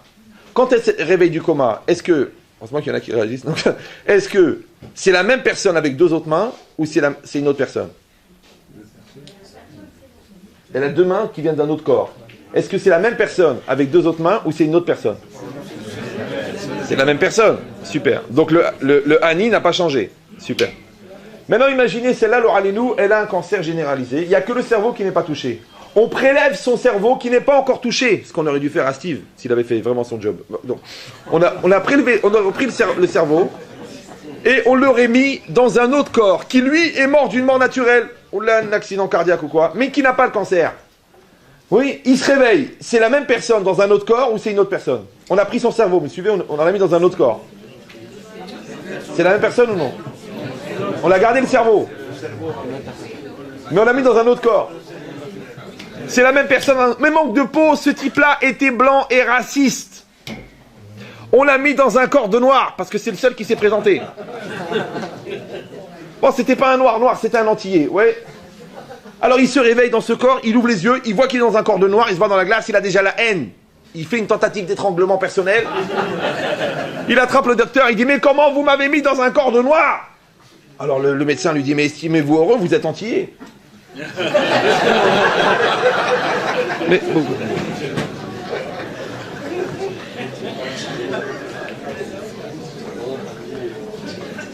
Alors... Donc c'est la même personne, puisqu'elle a le même cerveau, mais dans un autre corps, d'accord? Manque de postulat, le cerveau, chas v'shalom, il a les métastases, elles ont touché le cerveau. Qu'est-ce qu'on fait? On lui installe ici un petit lecteur de carte SD, ouais, et on lui prélève toute la mémoire. Bon, il n'a pas beaucoup vécu, 8 gigas. On lui prend tous ses souvenirs depuis la naissance jusqu'au matin de l'opération, d'accord? On prend un type qui est mort, toujours pareil, morbide, on lui efface le disque dur, toute la mémoire, et on lui injecte toute la mémoire de celui-là dans celui-là. Quand il se réveille, il a un autre corps, il a un autre cerveau, mais il a la même mémoire. Est-ce que c'est la même personne ou c'est une autre personne? C'est la même personne. Bah, qui tu es toi? Comment tu t'appelles? Qui tu as épousé? Qui sont tes enfants? D'où tu viens? Tu as une mémoire, c'est bien. Donc maintenant, vous avez compris, on n'a plus le même corps, on n'a plus le même cerveau, mais on a la même mémoire, c'est la même personne. Maintenant, même la mémoire, elle est malade. Elle a fait des choses très très graves. On lui efface la mémoire, mais on lui garde la conscience. Là, vous êtes conscient que je suis là. Moi, je suis conscient que vous êtes là. La conscience, c'est le lien que j'entretiens avec la réalité. C'est propre à moi. C'est ma conscience à moi. Vous me suivez ou non? Je ne parle pas de la conscience morale, la conscience mentale. Ouais, vous me suivez, je vous vois, vous me voyez, d'accord. On prend sa conscience de celui-là, on la met dans un autre corps. Il se réveille, il a la même conscience, il n'a plus le même cerveau, il n'a pas la même mémoire, il n'a pas le même corps. C'est la même personne ou c'est une autre personne? C'est la même personne. Écoutez bien. Ça veut dire qu'une personne, ça n'est ni un corps, ni un cerveau, ni une mémoire. C'est une conscience. Donc le Ani, c'est quoi le Ani? C'est la conscience. C'est toujours bon? Ani, c'est la conscience. Donc quand on a dit Ani Veu, ou c'est quoi? C'est Dieu. Dieu, c'est quoi? C'est tout. Et en face, c'est quoi? C'est la conscience. Donc c'est quoi l'univers? C'est une conscience en face de Dieu. Quand moi je parle de l'autre. Ça va? Oui ou non? C'est tout. Il n'y a rien d'autre. Je vais vous dire pire encore. Parce que les gens ils se demandent pourquoi on met des téphilines? Pourquoi on mange cachère? Pourquoi on fait Shabbat? Mais baba, écoutez bien ce que je vous dis parce que c'est très important. La conscience que tu auras de Dieu après ta mort, elle dépend de la conscience que tu en as eue de ton vivant. Maintenant, si quelqu'un n'est pas conscient de Dieu, de son vivant, il ne va pas être conscient de Dieu après sa mort. Or, le Olam Haba, c'est quoi? C'est la conscience de Dieu après la mort. Donc celui qui n'en a pas conscience après la mort, il va disparaître comme un goy. Qui mais j'ai mis les téphilines. Oui, mais tu as mis la conscience ou non? Non. Ah, oui.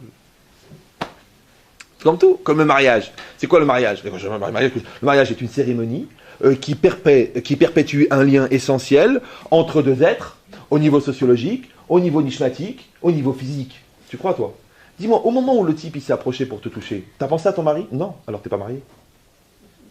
La conscience, c'est une conscience d'être marié. Si tu n'es pas conscient d'être marié, t'es pas marié. Tu dis, mais j'étais au tournel en 98. Non, ça c'est une formalité. Mais est-ce que tu es devenu marié? Vous me suivez ou non? On se marie, mais après on devient marié, comme parents. Tu as des soucis pour tes enfants? Non. Tu fais attention à eux? Tu sais en quelle classe ils sont? Tu sais ce qu'ils font à l'école? Non, j'en sais rien, ça ne m'intéresse pas. Donc t'es pas parent. Je suis parent, écoutez, on peut faire un test de paternité, c'est mon fils. Mais non, c'est pas ton fils c'est rien, tu prends un peu de zéra, tu le jettes dans un sac, ça devient un bébé. Tu crois que c'est ton fils? Ton fils, c'est le fils dont tu as conscience que c'est ton fils. Maintenant, si toi tu viens une fois par an à l'école et tu demandes, est-ce qu'il passe de classe? On te dit, il passe de classe. C'est ça la conscience de parent? Donc toi tu crois que parent, c'est une fois par an. Il a mal compris le mec. Il croit que parent, c'est une fois par an. Il y en a même qui croient que parent, c'est une fois par an qu'on devient parent. Avant d'être parent, est-ce qu'on est parent avant d'être parent? Oui, non? Oui ou non? Vous êtes jeune. La conscience parentale, c'est une conscience que tu dois avoir avant d'avoir des enfants. Bah évidemment, pourquoi? Parce qu'on dit qu'il faut éduquer d'abord l'enfant qui est en toi avant d'éduquer l'enfant qui est devant toi. T'es parent de ta femme, t'es parent de ton mari. T'es parent de tes employés. T'es le papa, c'est le patron, c'est le papa. Donc si tu joues pas ton rôle de père et de mère dans la vie, comment tu vas le jouer avec tes enfants? Donc on n'est pas parent une fois qu'on est parent. On est déjà parent avant d'être parent. Maintenant, même quand on est parent, on n'est pas encore parent. Tu veux la preuve? L'autre, elle est enceinte maintenant. Alors, elle est enceinte, elle accouche. Alors, tu dis, qu'est-ce que ça fait d'être mère? Mais ça fait rien du tout. C'est la même hamara qui est un quart d'heure. C'est pas parce qu'on l'a vidé un sac que le sac il est devenu intelligent. Dans 10 ans, quand l'enfant il va te faire subir, et tu auras les nerfs et le stress, et tu vas supporter, et tu vas réviser, et tu vas prier pour lui, là, tu peux dire que tu es devenu une maman. Tu es devenu papa. Ça veut dire qu'on devient parent. Ouais. On devient parent. Donc, c'est quoi parent? C'est un niveau de conscience. Donc maintenant, si parent, c'est un niveau de conscience. Si marié, c'est un niveau de conscience. Mais juif, c'est un niveau de conscience. Comment on appelle la Yirat Shamayim en français? C'est une conscience exacerbée de l'existence de Dieu. Maintenant, si toi, tu peux manger du porc tranquillement, il faut vraiment que tu réfléchis à ta judéité. Tu dis, mais ça n'a rien à voir, c'est le Yetzirah. Non, mais ça ne te dérange même pas. Tu ne penses même pas à Dieu. Au moment où tu l'avales, tu te dis, c'est pas bien, ou tu dis, non, je ne vois pas le problème. Il faut vérifier si tu étais au Arsinaï. Donc, au départ, quand tu nais, tu es père et mère juif, mais après, tu as 120 ans pour devenir juif. Tu dis, mais je suis déjà juif. Comprenez ou non? C'est-à-dire que la Gemara, le Zohar, le Midrash, le Moussa, la remise en cause, le Kiyum de Mitzvot, 52 Shabbats par an, des millions d'halachot, c'est pour devenir juif. Tu dis, mais je suis juif. C'est pour devenir. Et qu'est-ce que tu développes? Ta Yirat Shamayim. Et c'est quoi la Yirat Shamayim? C'est la conscience du juif. La conscience de Dieu que tu as en toi. Ça va? Oui ou non? La Sniout, c'est pareil. L'autre, elle vient toute nue. Tu lui dis, mais madame, habillez-vous. Elle dit, mais quel est le problème? Mais vous n'êtes pas dérangé? Non. Donc vous avez un problème parce que la vache n'a pas conscience de sa nudité. Donc si vous êtes toute nue, c'est que vous êtes comme une vache. La preuve, quand les gens quand vous passez dans la rue, tout le monde dit, oh la vache. Et toi, ça vient que l'angoisse. Tout le monde a une tendance à l'angoisse. Maintenant, l'angoisse, ouais, ou tu l'évacues, ou tu la projettes. C'est comme si quelqu'un, il a une caméra, et il y a une tache devant. Il dit, c'est incroyable, tu sais, j'ai été dans plein d'endroits, j'ai visité la Chine, Israël, Singapour, et partout où j'allais, il y avait une tache en plein milieu du décor. Il fait, mais non, c'est l'objectif qui avait une tache. Ah. Il y en a, ils ont une tache dans l'œil. Là où ils voient noir. Comme si vous ou non? Ça s'appelle le Mshon Neuf. Il voit Mshon Neuf. Ouais, il voit noir. Le magasin, il le voit noir. Les enfants, ils les voient noirs. L'avenir, il le voit noir. C'est lui qui voit noir. Pourquoi? Parce que tu projettes ce que tu contiens. Il dit le Baal Shem Tov, At Tzadik roet Tov chez Ba'adam. Le Tzadik, il voit le bien chez l'homme. Aracha roet Ara chez Ba'anam. Le Racha, il voit le mal. Maintenant, c'est quoi Tzadik? Tzadik, c'est Sholet al Yetzerara, celui qui maîtrise le Yetzerara. C'est quoi le Yetzerara? C'est le Chasser, c'est le manque. Donc, celui qui maîtrise son manque, ouais, il est complet. Comme il est complet, il projette du complet. Celui qui ne maîtrise pas son Yetzerara, il est manquant. Comme il est manquant, il projette du manque. Alors, c'est quoi le manque? C'est le rat. Parce que le rat, c'est davar chez une botachlit. C'est une chose qui n'a pas de but. Maintenant, il n'y a pas plus inutile que l'angoisse.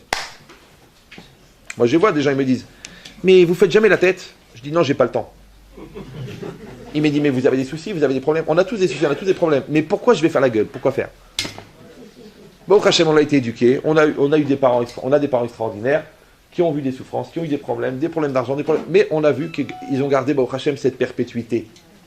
Ils ont les midotes, c'est des gens à l'intérieur, c'est du tungstène, qui ne se déforment pas à la chaleur, ni au froid. C'est comme ça qu'il faut éduquer les enfants. C'est que des fois ça ira bien, des fois ça ira mal, mais le sourire, tu vas le garder. Le jose, non. Eux, c'est des thermostats. Ça va, ça monte, ça descend, ça les angoisse, c'est difficile, ça va bien. Des fois, même quand ça va bien, ils disent que ça va mal parce qu'ils ont peur de l'Aïnara. Il y a des gens, tu dis combien vous avez d'enfants? 5 garçons et 2 filles. Comment tu les as appelés? Rouget et Dorade. C'est quoi l'idée? Hamous. Ouais, donc c'est quoi l'idée? C'est qu'en vérité, la personne, elle-même, elle crée sa peur. Elle-même, elle entretient sa peur. C'est quoi la peur? C'est la khatitsa qui existe entre toi et la réalité. Pourquoi? Parce que si la réalité, elle est bonne, oui, eh ben tu l'assumes. Enfin, tu l'acceptes. Si la réalité, elle est mauvaise, tu l'assumes. Donc, dans tous les cas, elle est bonne. Ça va? Donc, c'est quoi le bonheur? Le bonheur, c'est une relation de maturité que tu entretiens avec ta réalité, qu'elle soit bonne ou mauvaise. Maintenant, il y a des gens, ils ont une bonne réalité, mais comme ils ne l'assument pas, elle devient mauvaise. Ouais. Il y en a, ils ont une mauvaise réalité. Ouais, mais comme ils l'assument, elles deviennent bonnes. Donc ça veut dire que cette relation-là, elle est que la peur, elle n'existe que dans l'espace que tu lui octroies. Donc si tu enlèves l'espace, elle disparaît. C'est comme la flamme, si tu enlèves l'oxygène, elle s'arrête. Et bien l'angoisse, si tu la nourris pas, elle disparaît. Mais il y a des gens, malheureusement, ils sont complices de leur malheur. Je ne sais pas si vous me suivez. Parce que le problème, c'est que quand il y a un problème, en fin de compte, la solution, c'est qu'il n'y a plus de problème. Ça va? Mais pourquoi les problèmes, ils durent? Parce que les gens, ils sont complices de leurs problèmes. Parce que le problème, c'est la victime. La victimisation, c'est confortable. Et je suis une victime. Vous la connaissez pas? Vous savez pas ce que j'ai vécu? C'est très difficile en ce moment. Il faut que je m'appuie sur quelqu'un. J'ai besoin de vous. Je te dis, mais non, moi aussi j'ai des problèmes. Chacun, il a des problèmes. Chacun a des choses à faire. Ouais. Donc tu dois vivre ta vie. Et tu vas grandir et tu vas réussir. Et Dieu, il va te faire grandir grâce aux problèmes. La preuve, c'est une réflexion philosophique. Comment ça se fait que quand il y a un problème, quand tu as la solution, il n'y a plus de problème? Mais je vais dire, c'est normal. Quand il y a la solution, il n'y a plus de problème, puisqu'il y a une solution. Ça va? C'est faux. Moi, je connais des gens, ils ont des problèmes, je leur donne des solutions, ils gardent les problèmes et les solutions. Ils te disent, je sais très bien ce que tu vas me dire, je sais très bien qu'il ne fallait pas le faire, je sais très bien que j'ai fait ce que tu m'as dit, mais ça n'a pas marché. Je dis, des fois, je me dis, mais l'asile de fou, il est de quel côté? Du côté de la barrière ou de l'autre côté? C'est compliqué. Ouais. L'autre jour, il m'a dit, c'est vrai qu'elle est mariée, c'est vrai, mais elle n'était pas heureuse, elle n'était pas épanouie. Et bien, grâce à moi, maintenant, elle est heureuse, elle est épanouie, elle est bien dans sa peau. Je dis, alors, en quelque sorte, t'as fait une mitzvah? Il m'a dit oui. Et fier de lui. L'Ahmar, mais au niveau. La méadrine, ouais. Mais c'est quoi l'idée? C'est très simple. Pourquoi, quand il y a un problème, la solution, quand la solution apparaît, le problème disparaît? Je vous donne le secret. Le mot solution en français, il veut dire une solution à un problème, et il veut dire aussi un mélange. Solutionner. Par exemple, c'est quoi la solution aqueuse? Les étudiants. Solution aqueuse. Solution aqueuse, c'est quoi? De l'eau. Pas du tout. C'est des gens que quand tu leur proposes, ils t'accusent. C'est facile d'accuser. La solution, c'est un mélange. Et la solution, c'est aussi la résolution d'un problème. Alors écoutez bien, ce secret, il est incroyable. Quand un problème se pose, si moi, je me solutionne avec le problème, je me mélange avec le problème, donc le problème disparaît. Pourquoi? Parce que c'est quoi la solution? C'est pas un truc, c'est pas magique, c'est pas la solution, c'est le niveau de maturité que j'ai atteint grâce au problème. Maintenant, quand moi j'ai évolué avec le problème, parce que je me suis solutionné avec le problème, je me suis mélangé avec le problème, j'ai accepté le problème, j'ai assumé le problème. Donc maintenant que j'ai grandi avec le problème, il n'y a plus de problème. Puisque le problème, il est révélateur d'un certain niveau de maturité, et la solution, elle est révélatrice d'un autre niveau de maturité. Donc quand j'ai atteint le niveau de maturité qui était proposé par le problème, il n'y a plus de problème. Donc si le problème se représente, s'il change de facette mais qui revient, comme les gens ils me disent, mais Rav, comment ça se fait que j'ai toujours les mêmes problèmes? Je dis, c'est normal, tu redoubles. Maintenant, entre les gens qui prennent les mauvaises solutions, les gens qui refusent le problème, les gens qui pensent que le problème, il est chez l'autre, c'est à cause d'elle, c'est à cause de lui, vous ne le connaissez pas, c'est à cause du Rav, c'est à cause de Dieu, c'est à cause de la vie, c'est à cause de... Mais t'as pas compris, dans le monde, il y a Ani et où, c'est tout. Maintenant, lui, il est parfait, qu'est-ce qui reste toi? Donc, cherche chez toi, quelle est ta part à toi? C'est un problème d'éducation, d'accord, quelle est ta part de père? Alors, quelle est ta part de mère? Donc, qu'est-ce qui fait l'homme? Il s'occupe du problème de la femme. La femme, elle s'occupe du problème du mari. Donc chacun s'occupe de l'autre. Donc personne s'occupe de chacun. Et personne s'occupe du couple. Du coup, le couple n'évolue pas et les personnes n'évoluent pas. Mais si moi, en tant qu'homme, j'ai dit, écoute, moi je me connais, je sais que dans ce problème avec cet enfant, ma part à moi, c'est ça. Ma part à moi, c'est la confiance. Ma part à moi, c'est la perpétuité. Ma part à moi, c'est la présence. C'est ça, ma part à moi. Moi, je fais ma part. Non, qu'est-ce que je fais? Comme j'ai pas envie de faire ma part, je dis à l'autre, mais tu ne donnes pas la tendresse, tu ne montres pas que tu es une bonne mère. Mais qu'est-ce que tu es en train de faire maintenant? Tu es en train de t'occuper du problème de l'autre. Vous me suivez ou non? Donc moi, je me projette chez toi. Toi, tu te projettes chez moi. Personne n'évolue. Par contre, les gens qui s'occupent de leurs enfants, ils évoluent personnellement. Les gens qui s'occupent de leur couple, ils évoluent personnellement. Ouais. Et les gens qui s'occupent de Dieu, ils évoluent personnellement. Parce que tu ne cherches pas qu'est-ce que Dieu il va me proposer. Dieu, ce n'est pas un prestataire. Tu te réfléchis, qu'est-ce que moi je peux proposer à Dieu? Qu'est-ce que je lui propose à Dieu? Une bonne prière? Un daf de Gemara? Un bon Shabbat? Qu'est-ce que je lui propose? Rien. Je lui propose rien. Mais j'attends beaucoup. Mais le bon Dieu, c'est un miroir. La distance que tu prends avec lui, il la prend avec toi. Après, tu dis, je le sens pas dans ma vie, je le sens très distant, je n'ai plus la foi. Mais quelle foi? La foi, pour l'avoir, il faudrait que tu l'aies une fois. Après, quand tu l'as une fois, tu la perpétues, mais pas parce que c'est une coutume, puisque la foi n'est pas coutume. Ah, tu dis, mais j'ai plusieurs fois. C'est dangereux. Une fois pour toutes. C'est une perpétuité, c'est une conscience. Ouais. Ce lien-là, s'il est fort, s'il est puissant, s'il est entretenu, si la lumière reste allumée, il n'y a pas de peur.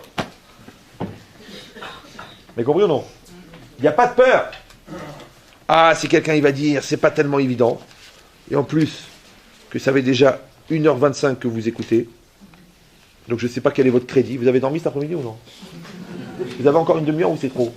Oui, non. De toute façon, je viens ici une fois tous les 10 ans. Donc vous avez le temps. Ça va? Si c'est ça, et c'est très important qu'on soit juste un peu avant Pessah. Parce que vous avez remarqué, vous prenez une farine. La farine, elle est cachée à les Pessah. Elle n'a pas été en contact avec l'eau. Vous mettez de l'eau dedans, vous la pétrissez, ouais, elle devient une matzah. Si vous attendez 18 minutes, elle devient Hametz. Je pose la question, où il était le Hametz avant que la matzah, la pâte devienne Hametz? Hein? Dans l'eau, dans la farine. Donc c'est une chose intéressante. Ça veut dire que cette pâte, écoutez bien, si j'arrête le phénomène de fermentation, ça s'appelle du matzah. Si je ne l'arrête pas, elle devient du chametz. Maintenant, le chametz, ça représente le mal, et la matzah, ça représente le bien. Ça veut dire que la pâte, c'est une matzah, mais si j'attends, elle devient chametz. C'est toujours bon pour vous? C'est bon? Donc ça veut dire que le mal, c'est du bien qui a mal tourné. C'est ce qu'on disait tout à l'heure.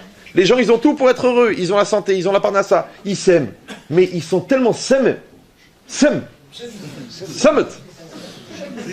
Ils amènent le hametz chez eux à la maison. Et j'aime pas ta gueule, et comment tu me parles. Et de toute façon, c'est toi, vous êtes tous des fous. Mais ils ont amené eux-mêmes le hametz tout seuls. Ils allaient bien. Le magasin, il marchait très bien. Ils ont amené le samet dedans. Ils ont amené le hametz dedans. L'enfant, il était très bien. L'enfant, il était très très bien.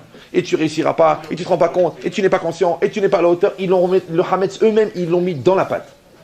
Maintenant la pâte, alors sachez que quand la pâte elle devient hametz, on peut pas la rendre matzah, puisqu'elle est déjà hametz. Oui ou non? Oui, non? C'est vrai? Non, c'est faux. Avant Pessah, on peut être mevatel le hametz barov. On peut remélanger la pâte avant Pessah, si on n'est pas encore Pessah, et dans un 60e, elle est plus hametz. Donc ça veut dire qu'avant que l'enfant, ouais, il entérine les mauvaises midotes que tu lui as données, fais un bitoul de rov de positif, comme ça il va devenir kasher. Mais si tu le laisses comme ça, tu vas le rendre hametz. Ça veut dire qu'on a tout pour réussir dans la vie, on a tout. On a même un pantalon qui pourrait tenir, ouais. Mais ah, c'est pour l'ambiance. Mais ce qui est marqué ici, c'est que chacun d'entre nous, et ça c'est très très fort, il doit être dans une recherche perpétuelle de positif et de bien-être et de construction pour éviter que la peur, elle se développe. Maintenant, tu as deux problèmes. Tu as un problème que la proposition de peur, elle vient, et tu as un problème que le terrain qui est à l'intérieur, il accueille, il développe la peur. Et ça, c'est quoi? C'est la fragilité intérieure. Une fois, j'ai appris un grand hidouche de Rav Mohammed. Vous l'avez connu ou non? Le Rav Mohammed, en fait, j'étais à la maison chez moi et j'avais un maçon qui travaillait, on devait casser un mur. Maintenant, le mur, il faisait 2,50 m de haut et 4 mètres de long. J'ai dit, comment Mohammed, il va casser le mur? Moi, j'aime bien regarder les gens travailler, j'aime la chorma dans n'importe quel domaine. Moi, je croyais, comme un talmudiste, qu'il va faire un trou au milieu des 4 mètres, il va agrandir le trou jusqu'à ce qu'il casse le mur. Non, il n'a pas fait comme ça. Il a pris une masse. Le mur, il est impeccable. C'était un mur, il était bien, mais il fallait le repousser d'1 mètre pour agrandir la cuisine. Qu'est-ce qu'il a fait? Il a été en haut à droite, il a tapé. Bam!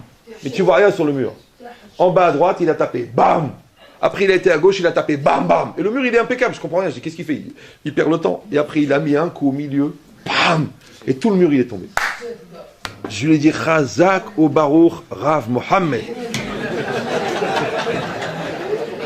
Il a vu que j'étais impressionné. Il m'a dit, vous voulez devenir maçon? Je lui ai dit, Chaz Shalom.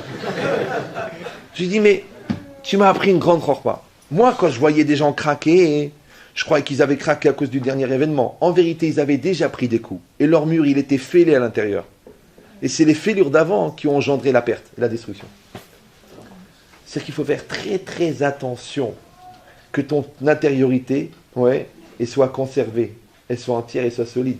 Parce que les gens, ils prennent un dépôt de bilan, ils prennent une déception sentimentale, ils prennent une souffrance, ils prennent un deuil de la grand-mère, ils ne se rendent pas compte, ils ont fêlé le mur. Ils ont fêlé le mur. Tu dis, mais qu'est-ce que vous voulez qu'on fasse? Alors je vous donne le secret. Parce qu'on est très en retard, donc je vous donne que les sodotes. Écoutez bien.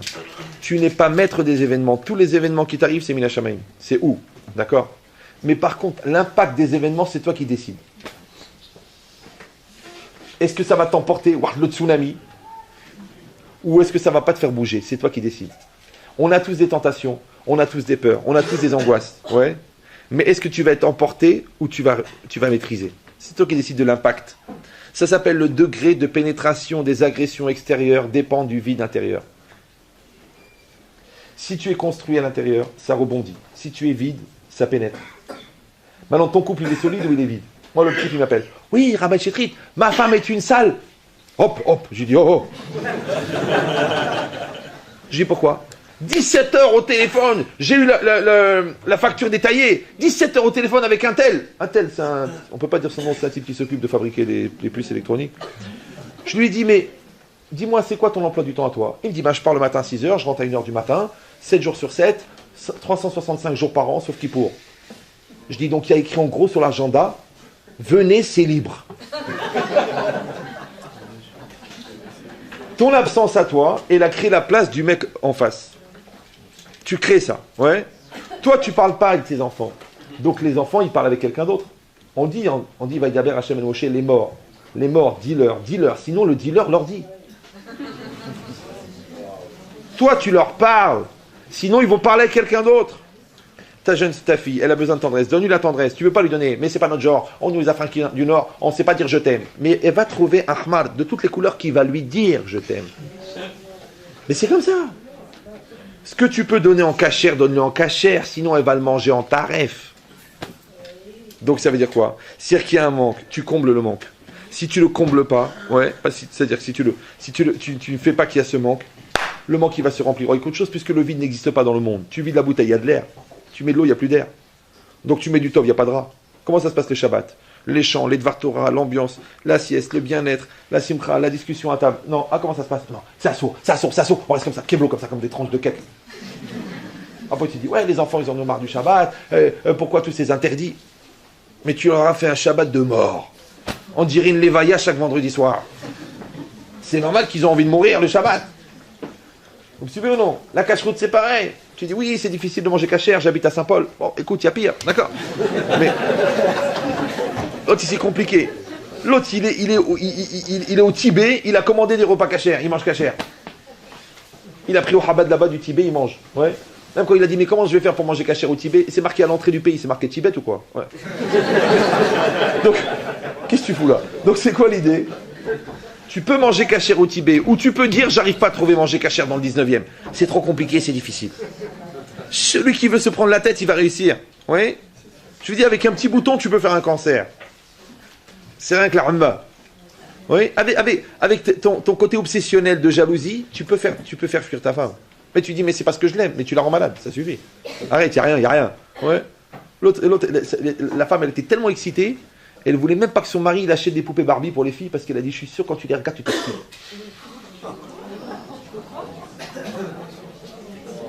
Elle ne voulait pas que son mari il achète des poupées Barbie pour les enfants, pour ses filles, parce qu'elle a dit, je suis sûr que quand tu les regardes, tu t'excites. Elle m'a appelé, elle m'a dit, alors, d'après la halakha. Je dis, moi, d'après la halakha, je pense que vous devez aller voir un psychiatre. D'après la halakha.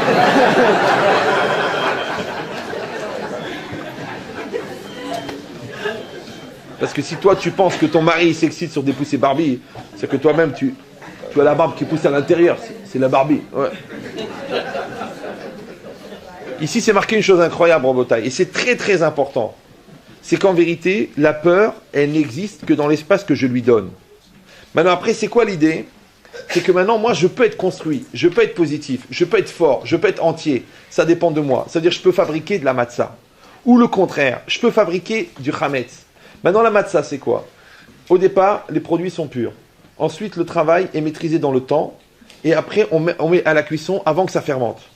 Maintenant, chaque fois que tu fais quelque chose, tu fabriques une matzah. tu parles avec ta femme, tu évites tous les écueils, et tu atteins une décision. Toi, la décision, c'est une matzah. Tu prends du temps avec ton enfant, tu as une confrontation, un échange, une conclusion, tu dis, mon fils, on a compris ça, c'est une matzah. Maintenant, tu décides, c'est l'heure des téfilines, tu mets des téfilines, tu mets bien les téfilines, en mettant des téfilines, en pensant aux téfilines, pas en regardant tes emails, pas en faisant n'importe quoi, tu mets les téfilines, tu as gagné une matzah. Toute la vie, c'est des matzot, des matzot, des matzot, des matzot, des matzot, des matzot, kshérot, shmurot. Si toi maintenant, qu'est-ce que tu fais? Tu fais du chametz ici, du chametz à la maison, du chametz au travail, du chametz dans la rue, du chametz pendant la prière, tu as des mauvaises pensées, du chametz dans la truc, du chametz à la télé, du chametz dans Internet, il y a du chametz partout. Après, tu dis, je sais plus où chercher, il y a du chametz partout. Et le chametz entraîne le chametz, parce que une pointe de chametz dans un plat, il rend tout chametz. Ça se termine jamais. Donc la vraie question, c'est est-ce qu'il faut devenir des matzot ou est-ce qu'il faut devenir du chametz? Il dit cette logique-là. C'est ce qu'il dit le Rav Dessler. Regardez ce qu'il dit. Maintenant, on a compris que le rapport qu'on entretient avec la réalité, en français, s'appelle le présent. Maintenant, il avait dit, Rav Dessler, que tout celui qui a peur, il gaspille le présent. Vous vous rappelez ou non? Maintenant, c'est quoi le présent? C'est quoi le présent? Là, il y a comme ça, philosophiquement, on peut s'interroger la notion du présent, le temps, le présent, le temps existe, est-ce que le temps existe? Est-ce que le temps existe en soi? Est-ce que le temps existe en fonction de la conscience que j'en ai, en fonction de la valeur que je lui donne? Est-ce que le temps est une notion philosophique? Est-ce que le temps est une notion psychologique? Est-ce que le temps est une notion sociologique? Le temps des Chinois, il n'est pas le même que le temps des Australiens, que le temps... on peut, 1 million d'années, vous pouvez passer sur ça. Maintenant, je vous donne un résumé, vous allez comprendre avec une histoire. C'était quand j'étais en classe de première, c'était juste avant la phase terminale, et je ne travaillais pas en classe tellement, parce que je ne travaillais pas, disons, dans le cursus. C'est-à-dire qu'au lieu d'apprendre ce que le prof me disait, je regardais la méthode que le prof utilisait pour me le dire. C'est-à-dire qu'en terminale, tu peux être prof au lieu d'être élève, c'est un choix. Ouais. Maintenant, ça les énervait un peu, parce qu'ils voyaient que je ne prenais pas de notes. Ils me disent, vous ne prenez pas de notes? Je dis, non, je regarde comment vous filtrez le texte, comme ça moi je peux analyser le texte comme vous, parce que moi, vous n'avez pas préparé le texte, comment ça se fait que moi je ne peux pas y arriver? Oh, ça les énerve un peu. Bon, alors le prof, il me dit, l'année prochaine, Ben Chetrit, le passage en terminale est compromis. Je dis, qui vous l'a promis? Il me dit, bon. Alors,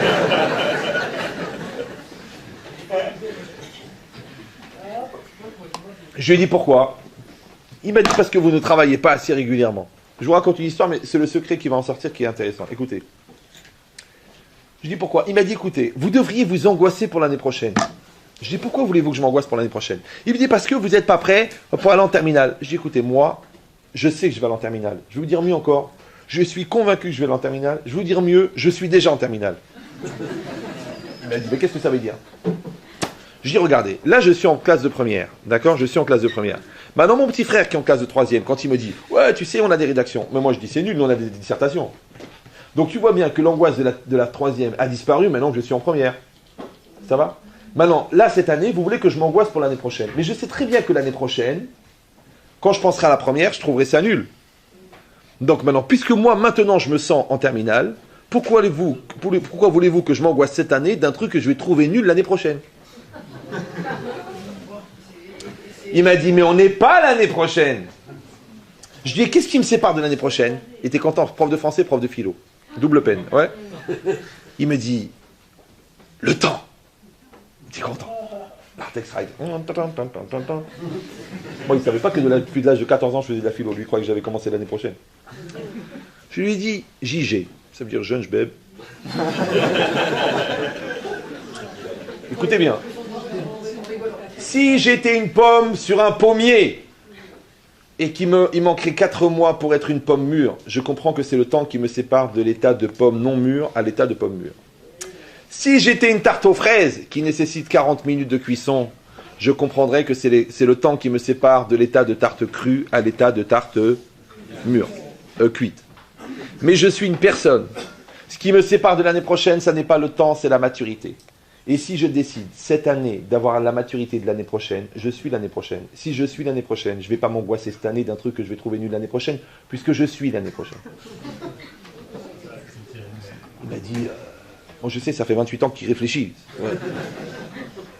Parce que j'étais en première, lui était prof déjà de... Mais non, c'est pas un jeu de mots. Écoutez bien ce que je vous dis. Quelqu'un qui a eu 14 ans en 43 au ghetto de Varsovie, il a 35 ans, puisque c'est une question de vie ou de mort. Mais quelqu'un en 2012 qui joue avec la PlayStation de son fils, il a 12 ans, il n'a pas 35 ans. Donc c'est quoi présent? présent, c'est pas une temporalité. On s'en contrefout de la temporalité. C'est comme la mangue qui est tombée en Amazonie là-bas. Qu'est-ce qu'on s'en tape? Ouais. Le présent, c'est pas une temporalité. Le présent, c'est un état de réponse à la réalité. Tu réponds présent. Maintenant, quand tu réponds présent, c'est parce que tu réponds présent à la réalité qui fait face à toi. Maintenant, tu peux anticiper et répondre présent à la future réalité. Ça s'appelle Ezeu Chacham Aroe et Anolad. Vous me suivez ou non? Des fois, quand tes parents sont immatures, tu es obligé d'être mature pour tes parents. C'est comme ça. Des fois, quand tu es malade très jeune, tu es obligé d'assumer la maladie très tôt. Des fois, quand tu es confronté à la mort à l'âge de 8 ans, tu es obligé d'assumer la mort à 8 ans. Maintenant, tu peux tomber dans la victimisation et dire pourquoi, et rester par terre et mourir avec ton pourquoi, parce que le pourquoi ne répond à rien. C'est les gens toute leur vie, lama. Et c'est un syndrome en psychiatrie qui s'appelle Serge. C'est très connu. Et d'ailleurs, ils finissent pas bien parce qu'ils se lèvent le matin, ils se mettent à crier je suis. D'accord. Mais c'est quoi l'idée? C'est quoi l'idée? Allô? Non, ça a l'air d'une blague, mais c'est que les gens se rendent malades eux-mêmes. 90% des maladies, elles sont dans la tête. Ils disent donc c'est quoi l'idée? Allô? Ça veut dire que le présent, c'est de répondre présent. Maintenant, si toi, tu as décidé de répondre présent, tes enfants, ils sont là, tu es père, tu réponds présent. Tu dis, j'ai pas la tête, c'est pas mon rôle, à quoi ça sert? J'ai pas été éduqué, mon psy m'a expliqué ce que tu veux. Mais maintenant, tu réponds pas présent. Maintenant, si toi, tu penses que tu n'as pas à répondre présent, pourquoi le bon Dieu, il t'a créé l'occasion d'être présent? Pourquoi Hachem, il envoie les enfants si tu n'es pas père? Donc tu peux. Le client, il est là, tu vas faire ce que tu as à faire. Ça veut dire quoi? Ça veut dire que si tu crées la réalité, c'est la réalité qui te crée. Tu peux philosopher 1 million d'années. Mais est-ce que tu vas répondre présent? Vous me suivez cette logique-là? Voilà, maintenant quand toi tu réponds présent, c'est parce que tu luttes contre quelque chose qui te propose d'être absent. Qu'est-ce qui te propose d'être absent? La peur. La peur, elle te dit, vas-y, va-t'en, enfuis-toi, on va t'expliquer. Il y a des psys, il y a des psychanalystes, il y a des occasions, il y a des stress, il y a de la génétique, il y a 1 million de raisons de t'expliquer pourquoi tu as le droit d'être absent. Mais c'est compliqué, pourquoi? Parce que les absents ont toujours tort. Donc toi, tu dis, j'ai trouvé une occasion d'être absent, et c'est bien pour moi. En vérité, c'est l'inverse. C'est l'absence qui va te coûter. La présence ne coûte jamais. D'avoir été présent, ça coûte jamais. Ça veut dire que toi, écoutez bien, tu crées ton présent au présent en répondant présent. Maintenant, tu ne peux vivre ton présent au présent en répondant présent seulement parce que tu as compris que chaque présent est un présent. Parce que le présent, c'est un cadeau. Le bon Dieu t'a donné le meilleur cadeau qui existe, t'a donné la vie. Maintenant, c'est quoi la vie? La vie, c'est une série de présents, si on pense que c'est des séquences. Et la vie, c'est un long présent, si on se place au niveau de la Neshama, qui est en discontinu. Ça va? Donc celui qui veut vivre au présent, chaque présent, il va lutter contre ce qui l'empêche d'être présent. C'est ça la peur. Maintenant, la proposition, elle existe. Le Yetzirah, il existe. La tentation, elle existe. Mais si tu plonges, ça veut dire que tu refuses ton présent. Or, c'est quoi le présent? C'est Anivé où? Ça va? C'est pour ça qu'il a dit que Veda'aga mafsida et ta'ové. Le souci gaspille le présent. Tu gaspilles ton présent. Mais Rabotai, on peut perdre de l'argent, on peut perdre un peu la santé, on peut perdre. Mais il y a une chose qu'il ne faut pas perdre, c'est le temps. Les goïms, ils ont un mot incroyable. Ils disent, oh tu sais, on n'avait rien à faire, on a tué le temps. Mais tue ta mère que tu tues le temps. Bon, c'est une façon de parler, oui. Mais la seule chose que tu ne peux pas récupérer, tu la gaspilles. C'est le temps qu'on ne peut pas récupérer. Pour ça que le Yetzirah, il fait perdre du temps. Donc si c'est ça, alors il a dit le Rav Dessler, une chose incroyable. Kol ma'aseh à Adam ben beruchaniyut ben. Ah, bien sûr, tout ça, ça parlait dans le matériel. Dans le spirituel, c'est le contraire. C'est marqué Ashrei Adam mefahed tamid, heureux l'homme qui a toujours peur. Donc moi, ça fait 1h30 que je vous explique qu'il ne faut pas avoir peur. Et c'est marqué heureux l'homme qui a toujours peur. Alors il faut avoir peur ou pas peur? Ah maintenant vous avez compris, il y a 2 peurs. Il y a la bonne peur et la mauvaise peur. Regardez, est-ce que le pilote de chasse qui vole à Mach 3, il a peur ou non? 3000 km/h, il a peur ou non? Vous êtes sûr? Oui, non? Est-ce que le coureur automobile qui roule à 380 km/h de moyenne, est-ce qu'il a peur ou non? Non, oui, non? Ah bon, s'il n'a pas peur, il est déjà mort. Des fois, c'est juste un virage, demandez à Ayrton, il va vous expliquer. C'est très simple à comprendre. La peur, elle existe. Seule différence, c'est comme ça. Si toi, la peur, tu t'en sers, elle augmente tes capacités.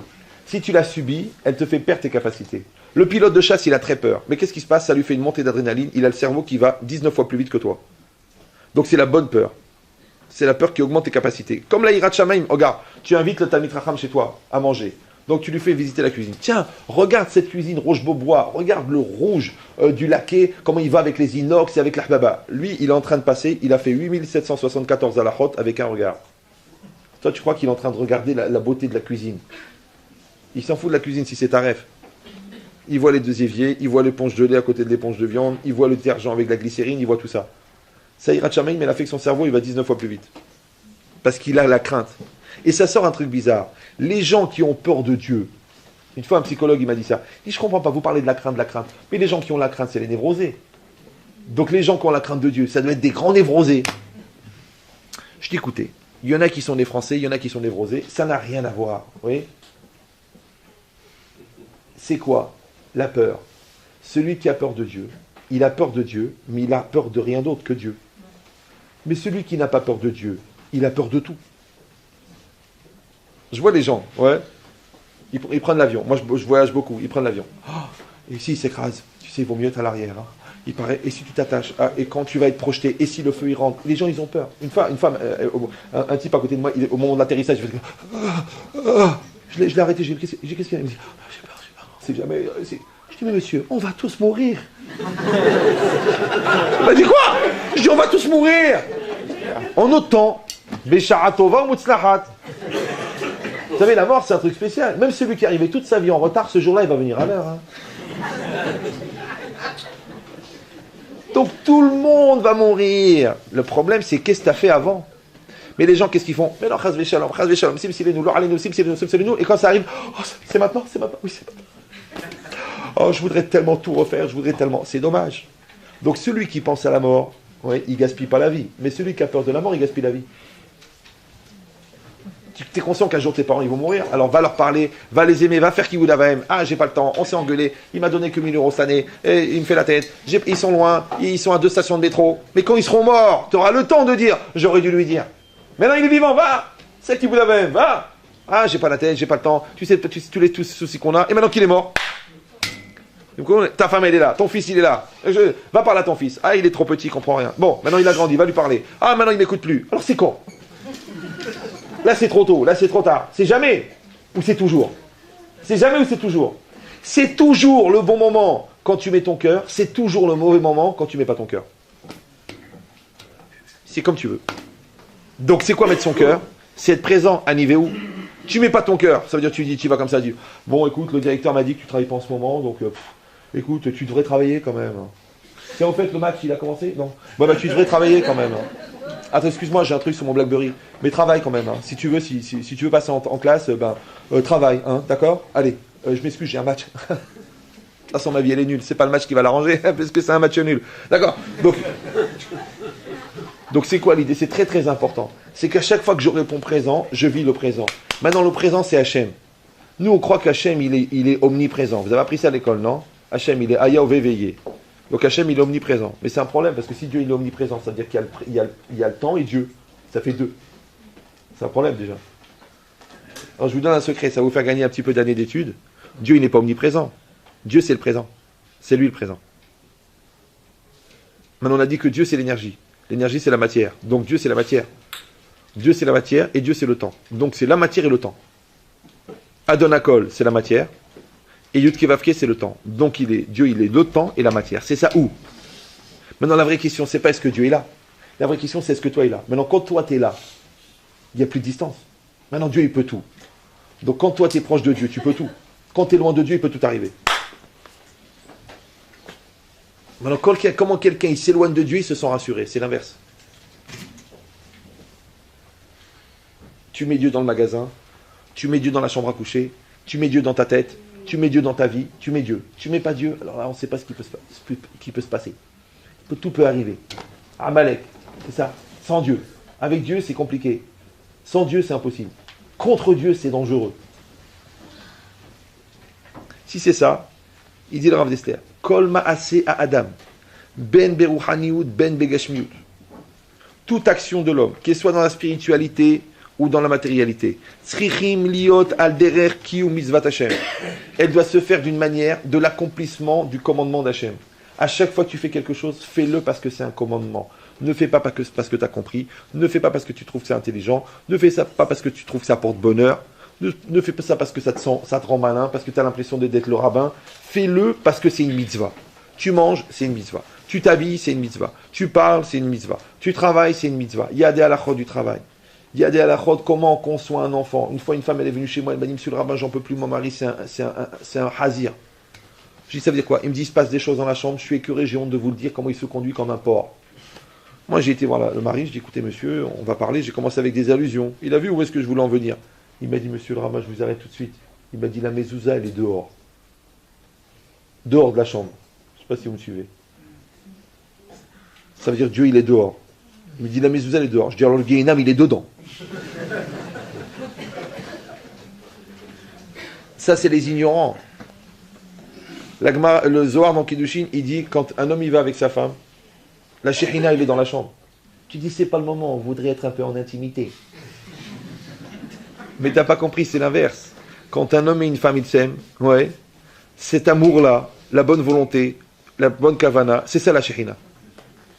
Maintenant, quand un homme, il libère le chien qui est en lui, et il a la chance d'avoir épousé une chienne, le chenil, ou il a épousé une sadéquette et lui, il se conduit comme un chien, ouais, donc la Shekhinah, elle s'en va. C'est l'inverse. Maintenant, on peut concevoir des enfants dans la Shekhinah, ou on peut concevoir des enfants par un accident biologique, que la relation des semences crée des enfants. Comme on peut planter de l'herbe ou faire des chiens, on peut faire.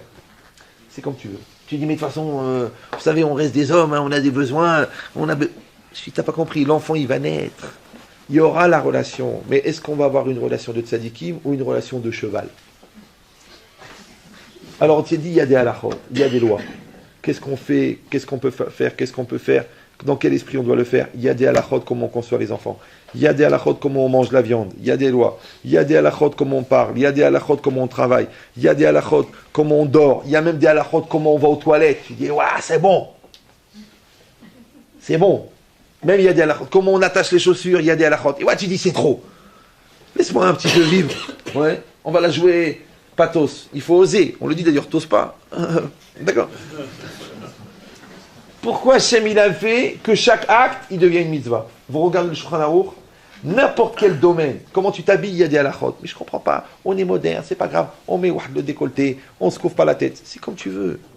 Mais après, ne viens pas chez moi me dire, mes enfants, ils ont des mauvaises pensées. Ah, il n'y a pas d'ambition, il n'y a pas la Shekhinah à la maison. Moi, je sais personnellement, j'ai un petit peu étudié la Torah. Je vous dis la vérité. Hein. Et j'ai pas mal compris deux choses. Et j'ai écrit 2 livres. Et j'ai plus de 100 000 élèves. Et j'ai distribué 1 million de CD. Mais j'ai même pas l'idée une minute que c'est moi qui a fait ça. Je sais pas si vous me suivez. Mais par contre, je sais que mes grands-mères, ouais, elles avaient la tête couverte. Vous savez comment ils se couvraient la tête à l'époque? Ils se mettaient le foulard, bien serré, et le deuxième foulard pour faire joli. Comment ils se lavaient les cheveux? Il n'y avait pas la salle de bain, la truc. Dans un coin de la pièce, ils accrochaient le premier foulard avec des épingles sur le mur. En dessous ou entre 2 chaises, ils mettaient 2 chaises, ils mettaient le premier foulard, ils le mettaient sur la chaise. En dessous, ils enlèvent le deuxième foulard, personne ne les voit. Ils se lavent avec la bassine, ils se coiffent, ils se sèchent, ils se coiffent, ils remettent le premier foulard, ils remettent le deuxième foulard. Depuis le mariage, 14 ans, jusqu'à la mort, on n'a pas eu les cheveux. D'accord? Tu dis, ouais, c'est trop. On est en 2012, il faut avoir un peu l'esprit ouvert. C'est vrai. Maintenant, moi, je vous dis un secret. C'est très important. La grand-mère, elle a voilé une beauté qui aurait pu être dévoilée. Et les petits-enfants, ils ont dévoilé une partie de la Torah qui, elle, était voilée. C'est-à-dire qu'en vérité, la sniout, tu investis dans ton avenir. Pourquoi vous ne croyez pas? Vous savez, c'est quoi mon rêve à moi? Moi, c'est d'être en short, torse nu sur une île. Oh, depuis que je suis jeune. Vous savez, même la montre, c'est une torture pour moi. Ça me sert. Alors, imagine, le tricot, et le talit katan, et la chemise, et le costume, et la cravate, c'est une contrainte. D'accord. Mais je veux que quand je passe dans la rue, quelqu'un il dise c'est un juif. C'est ça que je veux. Je veux être un porteur du juif. Les gens, au contraire, ils font tout pour pas qu'on voit qu'ils sont juifs. Pas de barbe, pas de truc. Comme ça, s'ils voient une belle Goya qui lui dit comment ça va? Bien sûr, ça va très bien. Non. Maintenant, le plus rigolo, c'est que moi, avec ma tête de Rabbi Jacob, depuis 30 ans que j'ai cette tête, on m'a jamais dit c'est juif. Et l'autre, qui font un scanner pour voir qu'il est juif. Ou là, qui baisse sa culotte. On n'arrête pas de le traiter de sel juif. Je ne travaille pas avec les juifs. De toute façon, vous êtes des juifs. Vous, les juifs, comment le mec, ça se voit pas? Il n'a rien. Rien. Pas de talit katan, pas de kippa, pas de barbe, pas de... Rien. Comment on le traite de sel juif? Et moi, je te dis comme ça, hein, avec ma tête. Hein. On m'a dit JR, on m'a dit Rabbi Jacob. Ouais, mais pas le vrai sel, comme ça, avec la bave. Le pitbull, là, comment il s'appelle, Jean-Marie? Jamais. C'est bizarre, non? L'autre qui a une tête de juif, on l'a jamais traité de sel juif. L'autre qui il manque que la croix sur le front, on le traite de sel juif. Bizarre, non? Je vous dis pourquoi. C'est très simple. Parce que la judaïté, c'est pas un habit, c'est une lumière. Tu la contiens, elle émane de toi. Maintenant, quand toi, tu prends sur toi d'être un vrai sale juif, oui, les goïms, ils te voient comme un bon juif. Moi, je rentre dans le train, je vous dis la vérité, hein, c'est un truc bizarre. Tu rentres dans le train, les gens ils se lèvent, ils disent asseyez-vous, monsieur. Non, j'ai ma place. Non, non, mais je vous prends la valise. Le gars, il te dit ça. Je sais pas si vous. C'est bizarre, non? Les gens, ils ont. Si c'est vous qui le dites. Ah non, votre billet, non, c'est bon, c'est pour le contrôle. C'est bizarre, hein? Le douanier, il dit en Amérique. Ouais. Welcome. You are a rabbi. Sorry. Allez, poussez-vous, genre, sortez de la file. Pourquoi il fait le cavode? C'est bizarre, non? Non, j'ai rien, moi, j'ai rien de spécial, hein. Je suis comme tout, chacun. Et c'est quoi l'idée? C'est que toi, tu sais de quoi tu es porteur. Tu peux mettre ton niveau très haut. C'est ça, Adam, c'est les mêmes lettres que Méhod, c'est beaucoup. Ou le contraire, tu dis, vous savez, on est comme tout le monde. On est citoyens du monde. Hein. Pas tous, mais presque. Hein. Eh ben, c'est déjà pas mal. Grâce à Dieu, on est honnête, on est sérieux, on est des bœufs gentils. Mais tu as le Zohar, tu as la Torah, tu as la puissance de l'Aneshama. Tu peux mettre au monde des tzadikim, tu peux avoir un lien avec ta femme, les Ma'alaminateva, tu peux percevoir au-delà du temps, au-delà de la matière, et tu es en train de te prendre la tête, parce qu'avec le feuilleton que tu regardes. Mais je me dis, mais comment vous faites sans la télé? Mais j'ai pas besoin de la télé, j'ai le téléphone. Rien que j'écoute, je dis, je sais pas possible, on dirait envoyé spécial. C'est incroyable. Ça veut dire quoi l'idée? Ça veut dire que chacun, il va décider dans quel monde il veut être. Dans quel monde il veut être présent. C'est ce qui est marqué que Daniel, il voyait des choses qu'eux ne voyaient pas. Pourtant, ils avaient peur. C'est que quelqu'un, des fois, il n'est même pas à la hauteur de sa réalité. Comme s'il veut ou non. C'est qu'Hachem, il a des grandes ambitions pour toi. Une fois, j'ai dit à quelqu'un, je fais t'as un grand malheur, c'est que tu as des enfants intelligents. Dommage qu'ils ne sont pas brels. Parce que maintenant, tu as une responsabilité puisqu'ils sont intelligents. Maintenant, tu as une femme extraordinaire, donc il faut être à la hauteur. Maintenant, toi, tu es extraordinaire, donc tu dois être à la hauteur. Maintenant, tu fais partie d'un peuple extraordinaire. On n'est pas un peuple normal, il faut quand même se le mettre dans la tête. On n'est pas un peuple normal. Maintenant, on fait tout pour être comme les autres. Et ça ne sert à rien. Puisque quand on oublie la judéité, le goy nous la rappelle. Nous, on veut être comme tout le monde. Mais lui, il nous dit, vous êtes un sale juif. C'est que la seule forme d'antisémitisme, seule forme de racisme, où on oblige quelqu'un à accepter son identité, c'est l'antisémitisme. Toi, tu dis, je ne suis plus juif, mais une étoile. Tu dis, je ne veux plus vivre avec les juifs. Moi, je veux aller vivre loin. Camp de concentration. Toi, tu dis, je ne veux pas vivre en juif. C'est pas grave, tu vas mourir en juif. Dis-moi, ces juifs là, moi, les Tunisiens, les Marocains, les Algériens, les Ashkenazis, moi, je veux pas. Lui, le nazi, il accepte tout le monde. Vous êtes juif? Berouchim Abaïm. C'est que le nazi, c'est l'antithèse du juif. Quand le juif, il se conduit comme un nazi, ouais, le nazi se conduit comme un juif. Vous voulez la preuve? C'est qu'est-ce qu'ils ont dit, les nazis? Les juifs sont un peuple cruel, qui cherche la destruction, qui met du sang dans les matzot, qui est hégémonique, qui veut envahir le monde, ouais, et qui ne pense qu'à l'argent. Ouais. Mais qu'est-ce qu'ils ont fait pendant la guerre, eux?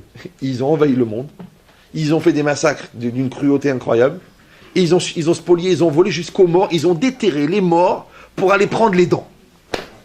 Donc en vérité, les juifs, d'après la définition du nazi, c'est qui? C'est les nazis. Les nazis sont les juifs d'après la définition qu'ils ont du juif. Pourquoi?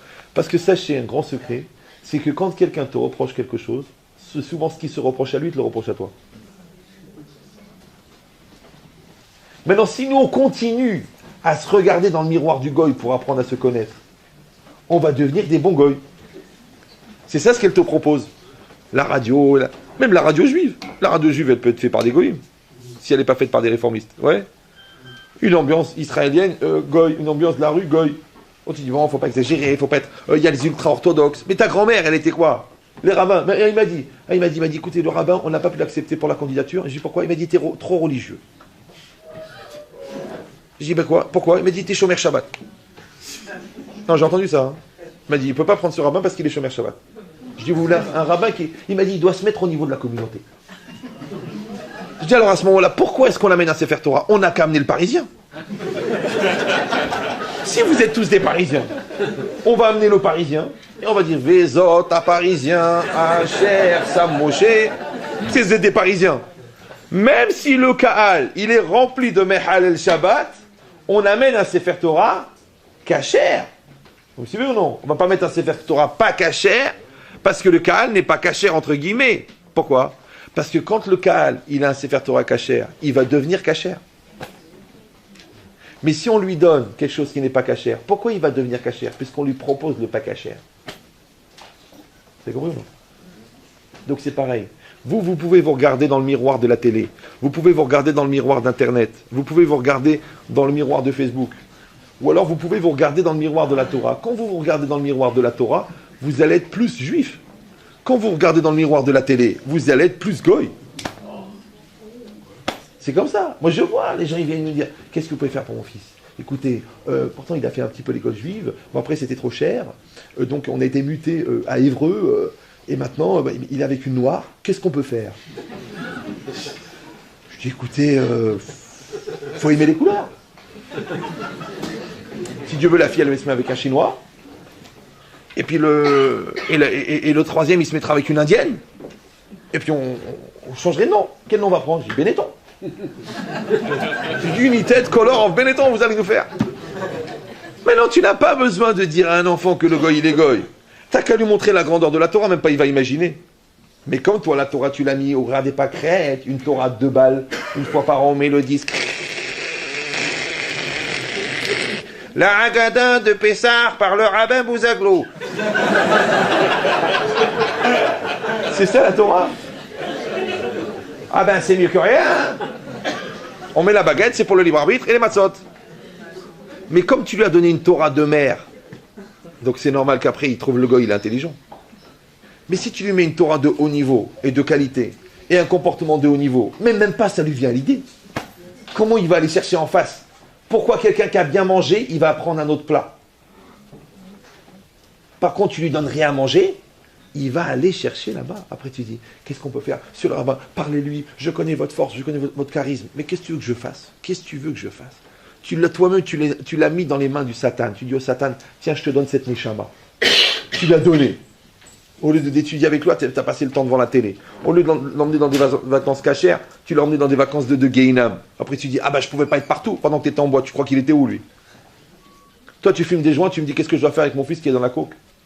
Mais toi, tu fumes des joints. Tu dis, ouais, mais c'est rien, c'est que de l'herbe. Eh ben, vas-y, plante la pelouse, qu'est-ce que je te dis? Donc, ça veut dire quoi, Rabotai? C'est-à-dire que si vous êtes vraiment présent, mais un présent de juif, parce qu'il faut être présent en connaissance de cause, c'est qu'il faut étudier la Torah, il faut la connaître, il faut l'intégrer. Après avoir un présent de juif, vous croyez que nous, en tant que religieux, alors on se prend la tête avec la sniout, avec la cacheroute, avec les pensées, avec l'investissement, avec la préservation, avec la lutte contre les mauvaises... Pour rien comme ça, style, parce qu'on est des mazos. Parce qu'on connaît les dangers, on sait que c'est compliqué. Nous, je vous dis, sans la télé, sans Internet, sans les téléphones, sans jeu, 4 ordinateurs, pas de jeu, pas de film, et c'est pas facile.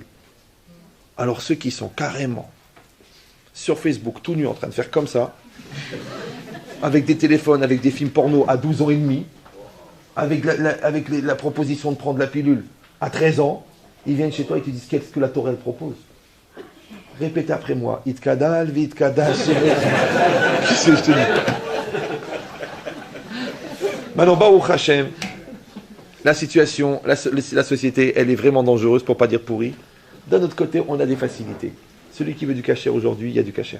Vous habitez à Paris, vous avez une flopée de Baté Midrashot, il y a des rabbanim, il y a des tzadikim, vous avez de quoi faire. Vous avez la bonne volonté, vous avez l'intelligence, vous le faites, vous répondez présent, vous prenez sur vous d'être présent. Si vous êtes présent, et c'est ça ce qu'il dit, que vous donnez liot al derer kiu mitzvot Hashem, c'est-à-dire que chaque acte que vous allez faire, vous regardez d'après la halacha comment il faut faire cet acte-là. Oui?